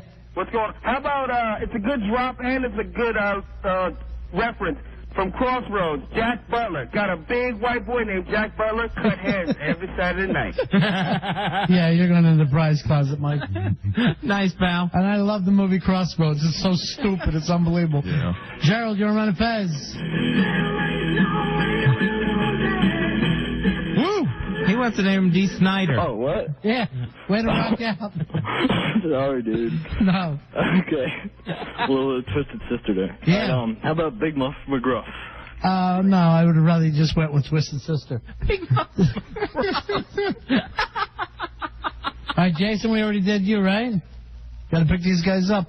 Here's Jim. You want to run a Fez? Hey, Jim. Yeah, how about Mongo? Mongo. Mongo McMichael. Yeah, I like that one. All right, Mongo's in. I hope we're not running out of stuff. Ryan, you want to run a Fez? Hey, guys. Yeah. The new intern's name should be Grandmaster B. Last name of the children, it was Bud's alter ego name. No. Grandmaster B. Grandmaster B. Okay. Here is Steve. Steve, you want to run a Fez? Steve. Hey, Ron. Hey, Yeah. Fez. How you guys doing? Yeah, good. Rudy. You guys are from up in that area, and Rudy wanted to be on the team, and like an intern. Let me tell you, who didn't cry when Rudy went in there in that last play and got the sack? Right, exactly. It's Rudy. It's got to be Rudy. You like Rudy? I like Rudy. Rudy the Rabbit. All right, hold on. Rudy's going in. Are you still holding out there, Fez? We still giving away prizes? Yeah, we still got some prizes. Project Greenlight prize packs. Don't miss an all-new season of HBO's original series, Project Greenlight. New episodes every Sunday, only on HBO. Has it only been on 2 weeks? I got to watch some more Project Greenlight. Yeah, I think it's only been 2 weeks. I saw, I'm 2 weeks behind. I haven't seen the other one. And, you know how HBO replays things? They keep doing it on our show. I'm like, what the F? I think they're doing it out of spite. I don't even think they know, Fez. Oh, they know. But they can't run one at 1 o'clock in the morning or 1 o'clock in the afternoon? The 2 free hours we have? You know, I thought you would come on. You keep naming all these guys. You can't come up with anything? What do you like so far? I'll be honest, at all of them, I think you came up with, I think Sideshow. I really like Sideshow still, huh? Well, that's where we started. Yeah. We could have edited this an hour ago. I really like Sideshow with the hair. You know what? I'm thinking about naming him Diego. No more. I think he looks terrific. You know? We call him Diego. That would be good. Wouldn't that be great? That's original. Diego be a perfect name for him. I like that. Then you fit in the hideout, too. Yeah. Looks like you guys are going to be making the call here. No. There's He nothing doesn't like want it. All right, and we also have some free iced coffees and free coladas at Dunkin' Donuts. Oh, my God. We just keep giving stuff out. Nice. Stop by Dunkin' Donuts and try their new refreshing lemonade colada. This frozen drink is just the thing. How about colada? If I have to vote right now, I want to go with Lead Belly or one of the blues names. I like Lead Belly a lot. I can deal with Lead Belly. Who was the blues guy who did that baby talk? John, what was it, Hooker? John Lee Hooker? John Lee Hooker. What about John Lee for him? John Lee is nice. I like Lead Belly better. Yeah, Lead Belly's better. I like Lead Belly. I'm leaning towards Lead Belly. And I like the fact that you got a blues name now. Right. Even though you've never heard him. No. And then make sure you have some blues music to come into, some Lead Belly. Or we just call you Blue Belly, and then all the Johnny Rebs can start yelling that at you. Or Pink Belly. And we'll go through the hazing process. What about Weeble? I don't think so. Weeble's good. I like I think it fits. I like Sweet Melissa. Do you like Sweet? Is the door totally closed on Sweet Melissa? Because you're a big Allman Brothers fan, right? Yeah. You gotta like Dwayne. Yeah. Sweet Melissa? Yeah. How about Jennifer? I'm all for calling you Jennifer. I got no problem with that. You asked for it, you're probably going to get it. No. This is Sweet Melissa. Join me this weekend. Oh. When you hear me, Sweet Melissa Lead Belly moan. Oh. Sweet Melissa Lead Belly. Fezzy, for the love of Jesus on the cross, can we take a break? Yes, we can take a break now. All right, so that 6-month break that we were just on? Yes. Okay. Has finally come to an end. We'll be back to wrap this up. It's Ron and Fez Show.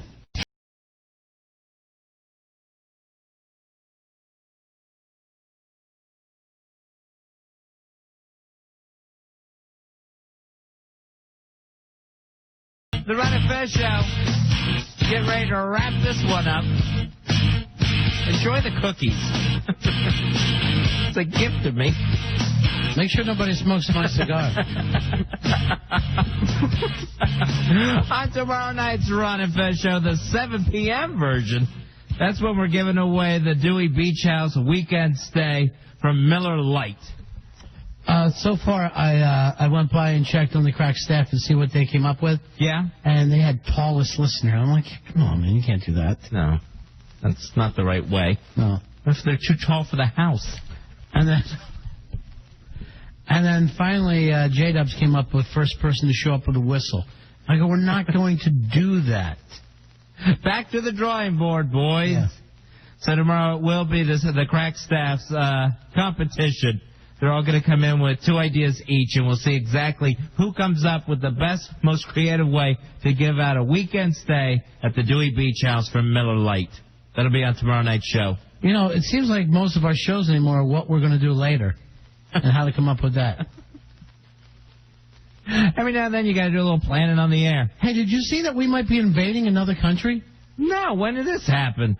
Today they were talking about it. Liberia. All right, now what is our problem with Liberia? Non-whites. Oh, okay. Plenty of non-whites there, and we've got to get in and stop it. Oh, all right. Apparently he's only going to send like 1,000 people. But, you know, if you get in a lot of those African countries, something bad is always happening. I have no idea what. I've never even heard Liberia come up. I've heard Iran. I've heard North Korea. Thank you very much. And now all of a sudden Liberia is on our radar. Yeah. But, you know, I mean, it's not going to be like a full-scale invasion. It'll be like peacekeepers like we did in Black Hawk Down. You know? The peacekeeping troops. Yeah. It's the most wrongly named soldiers we could send in. You don't think we're keeping peace? First of all, they don't go where there's peace. The peace would already have to be there before we're keeping it. Yeah, the peace is gone, so there is no way to keep any of it. Do you think that every time Bush is doing something, his thing has always come up with, should we send in troops? No matter what's happening, should we send troops against the economy? Let me know if we need to send in troops. Whip that Wall Street into shape. The troops are always ready. Now I'm wondering if there's just a dartboard and a map of the world. Should we send drones? Start sending drones and troops? Are the drones ready yet? Is there weapons of mass destruction there? We're supposed to be working on that new super drone that's going to be able to launch from the U.S. and attack a country as far as 9,000 miles away. I can't wait. And it goes 5 times the speed of sound, and it could be there like in 2 hours. I thought it went 5 times the speed of light.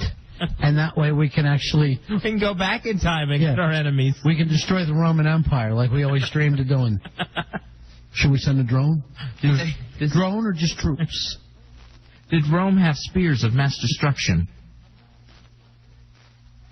Yeah, I don't understand it, Fezzy, but it looks like that's going to be happening. See, I can't keep up. It's too much geography. Well, when I heard Liberia, what's this, Libya? Then I had to look on a map. Yeah, Libya would actually seem to make more sense. We're finally going after Gaddafi. After all these years. We're that far down on the list? We're already back down to Gaddafi? Yeah, but we can't find him. The president's going to be hunting down the guy that took the Lindbergh baby eventually. Sooner or later, we got to find somebody. We're going to seek out our enemies. So this will be the third country this president has invaded so far. Only Hitler invaded more countries than George W. Today, I think the George W. speech was talking about, how we're losing a guy a day over in Iraq, and there's the ambushes and the snipers and everything else, and the loyalists to Saddam Hussein that are picking off our guys. Today, President Bush said, bring them on. So I don't know if that means he wants to fight them himself, and that he's inviting them to a White House boxing match. No, he doesn't fight anybody himself, even during Vietnam. He doesn't like to personally get involved. He likes to be tough from his office. He was flying the planes during the war. Yeah, zigzag. Over Alabama. Alabama was never safer. Well, did anybody attack Mobile during the Vietnam War? No. Thank you. See? All right, so Liberia, you now have our attention. So does that mean we pull out of Afghanistan and Iraq and just move over to Liberia? Well, he's only talking about sending 1,000 troops. 1,000 guys are going to be going into this. That's not a big, invasion. Yeah, did Grenada have more? Oh, yeah, Grenada had a lot. We sent a lot of guys into Grenada real quick. With 1,000 guys, you could get lost in, downtown D.C. Yeah, 1,000 guys, it sounds like we're just sending in crossing guards. Peacekeepers, that's all. Apparently there's a lot of Liberian children having trouble making their way to school. Well, what we didn't tell you is we're sending 8,000 drones. Oh, okay. And just 1,000 guys to launch them. And then some clones. All of our armed forces are going to be just drones and clones. Begun this drone war has. Well, Brooks is sending us a lot of stuff for the 11 a.m. show. Nice. And you know what? That's a good point for any of our real hardcores and know what we're going through, trying to do the right thing here with two shows. And you know how we do the 11 a.m. show, where it's just me and Fez in there ripping it. If you come across that cool news article, send it to us. Yeah, we'd love to get that. Anytime. This Liberia thing is new to me. So thanks for whoever we got that. See that, Fezzy? All you got to do is ask sometimes. Your problem is you don't ask for help. Well, you refuse pride. to ask for help. I'm a proud man. You got gay pride. What? That was just a little joke. Oh. So, Rory's here tonight. He's going to learn to break down tonight. No, that is not his name. That's Leadbelly. I've decided Leadbelly sounds stupid. As much as When did this happen? I was outside smoking, and I looked at him. I went, Leadbelly? Were you smoking with Leadbelly? Yeah. See? Name him and stay away from him. That's the way to do it. Every time I go out to smoke now, there's 5 guys up there. We need a smoking section of the studio. I went out the commercial break before. I got followed out there. Then there was a fertilizer smell. I lost my voice for 2 minutes and I got running back in. That he told me later. He goes, I farted and Fez yelled the fertilizer right inside. They didn't work on the lawn today. But so many guys on this show smoke now that we should smoke in here and you go outside during the breaks. I don't mind that. I have no problem. If they changed the rules, if they made a non-smoking section. As long as you're free, right? Yeah, I don't mind being the one to go outside. Did you ever smoke for real? Did you ever, ever buy a pack of cigarettes for yourself? No. Or you just try to hit off other people's? No, I never even did that. Oh, never? No. Never put a cigarette up to your mouth? No, I tried smoking I mean, not even to try to get hooked or anything. Not even to. No one tries to get hooked. Do you understand that part? I mean, I never, regularly smoked at all. Not even like, if I was just smoking on the weekends. No, that never happened. Not with the cigarettes. Never. No. Never. I'm so nervous. I need to have a smoke.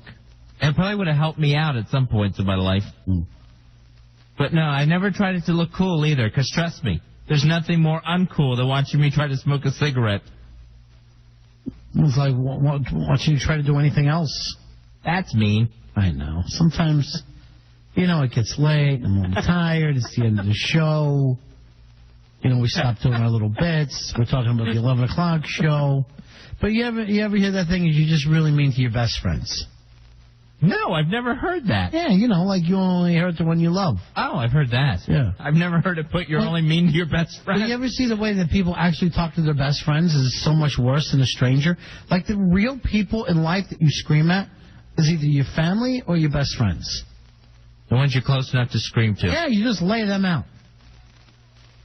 I think with the smoking thing, I spent so much time as a kid trying to get my dad to quit smoking that I never even dreamed of, starting it myself. Oh, you were one of those kids, Dad, please stop. Oh, yeah, constantly. I used to put water in the ashtrays. Why? Because they taught you that in school? Yeah, they actually put that, they said that in school one time. Stupid. Why do they get kids to hassle their own parents? And I was ruining his cigarettes. I actually, and then thought of my, I put the exploding pellets in his cigarettes. Well, that's just more of a funny. That's nice to a guy with a weak heart. He didn't have it then. Yeah. At least that we knew of. Then it went off, and there he is, grabbing his own chest. Yeah, I got in a lot of trouble for that. You should. Used to hide his cigarettes. And at that point, I got accused of taking them. Like, not hiding them from him, but taking them for myself. So I never picked up the smoking thing. Me neither. The cigars, and they say that's actually better for you than anything. Really? Yeah. It's better for you than not smoking? Yeah. Wow. The doctor told me, it says it's stress relief, you're not inhaling, and it's a vegetable. So it's all great. He says basically... That's basically a workout program. He says it's like having a cucumber in your mouth wherever you go. Or a stalk of spinach. Oh. I didn't know you're so health conscious. Oh, yeah. Oh, you gotta be. You're doing it. Yeah, you gotta be in this day and age. Oh, yeah, you gotta watch out for yourself. That's true. Man, we're doing the breakdown already? Yeah, go ahead, bro. It's the loadout. Do the loadout. Don't worry about it. The headphones? Take the headphones off. Pull these mics down. All of a sudden, a moving company just came in. Sure. Hey, pay the bills. I got to tell you this. I don't know if anybody else felt this way. And we didn't even mention it all to each other today. I thought that damn Paranoid was hysterical and terrific on the show after all the time we've known him. That's the first time that he really came in sober, really was doing jokes. Yeah, he was actually focused. I mean, as nutty as he was focused on what he wanted to do in here, what he wanted to accomplish. And he came in here, and that resume was all about, welcome radio's most bizarre character to your airwaves. Yeah, it was great. And he was, he was into it. Did you give that to Cameron? I sure did. In fact, I saw it on his desk too, so I know he's at least looking at it. Tape it to his desk. I was really impressed by the not only the audio resume, but like you said, even the resume itself. I've seen a lot of crappy packages, and that... Ew! Paranoid's package was great. Was that your gay voice? I never heard you do that before. That's a good one. Paranoid package is great. How come when everybody does a gay voice, it sounds just like Fez? What? I'm wondering if he... That was my Fez impression. I wonder if that was a Fez impression? Hey. Great. I'm not seeing it. I'm not hearing it. So what do you think Paranoid's chances are? I got to say that the guy at least impressed me. I don't know about chances, but he impressed me. I'd have him back on this show again when he's sober. Because when he's drunk, he's too much trouble. Yeah. I mean, I had fun, but, you can be too crazy. Yeah, and when he drinks, it's gone fast. You know what I mean? He becomes unmanageable immediately. To me, it would be the ultimate, in voyeurism. I mean, why not? Why not give him 1 hour on the weekend and I think everybody would tune in just to see what literally happens next. Yeah, I think so, too. I don't think there's anything wrong with it. I'd tune in. That'd be a great lead-in for El Jefe's Hideout. You got to follow smoke then, my friend. I mean, you're in here. You don't want to get outshined. Yeah. It's like going on after Jerry Lee Lewis and the piano's on fire. He shot 2 people in the front row, and then you're supposed to come out and do a folk song. And all you got is a fire extinguisher for your act. You know, that's a troublesome situation. You're on after Hendrix. It's no place you want to be. But, we do have a lot of time on the weekend to fill up. Oh, my gosh. I mean, what's the worst that can happen? Oh, jeez, it could get bad. Let's see, what's the worst that's happened in the past? All right, here's what I really liked out of his resume, and you don't get this with most guys on radio. That Paranoid said he was willing to work out of his own home. See? That's the commitment. Ma! I'm getting a tape for Jerry Langford! I thought you got a job. Shut up! What are you doing working at home? This is the way we'll end every night.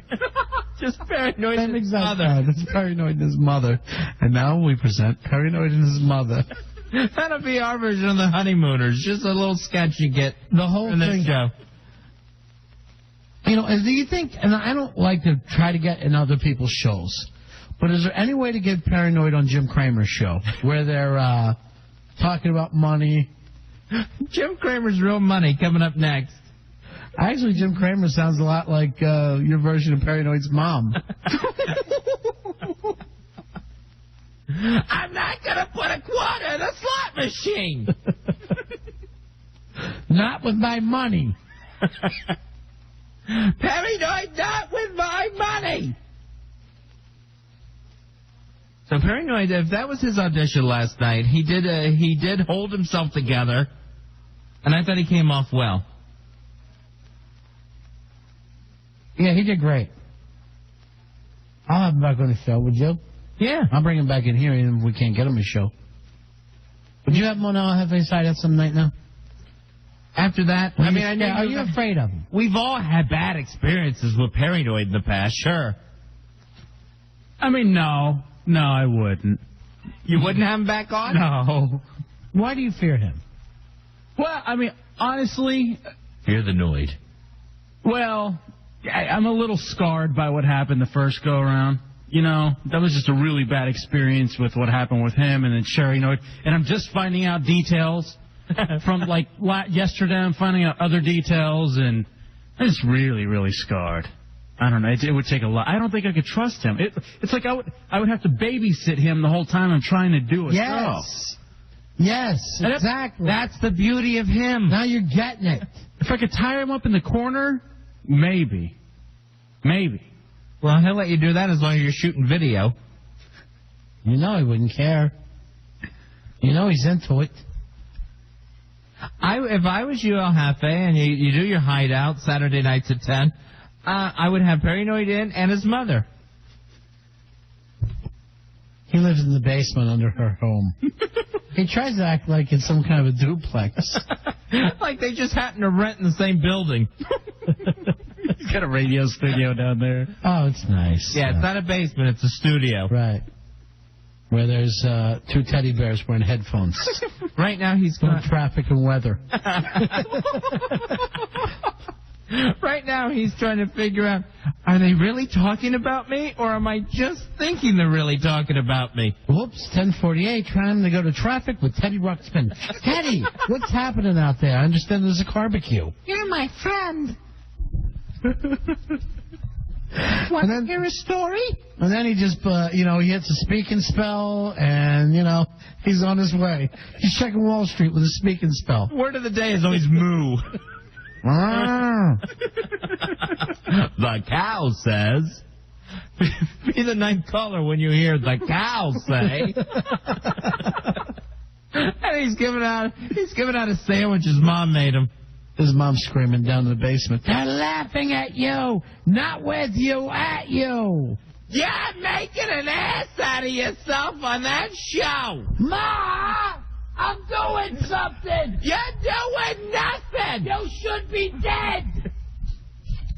Find way to talk to your mother, who provides you with food, clothes, and a basement studio.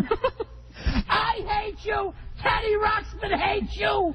We all hate you. You're too old to be carrying around a traffic reporter. You're too old, I'm telling you. We're going to do that at 11 a.m. tomorrow, not even set it up. Just go off like this. Yeah, we're starting all over. I know, that's the beginning music. I need the goodbye music, the see ya music. Yeah. Let me know when it's all said, El Jefe. Thank you, buddy. Thanks for everything, El Jefe. There we go. That means we're leaving. Let's do it again. 4 hours. Come on. Have Leadbelly bring the Radley Acura around. I'm ready to go. Enjoying that car, aren't we, Fez? Enjoying the Radley Acura. Thank you so much, all the fine folks at Radley, for providing transportation this week to the Ron and Fez Show. And we will be back tomorrow at 11 a.m. right after the Howard Stern Show on 106.7 WJFK.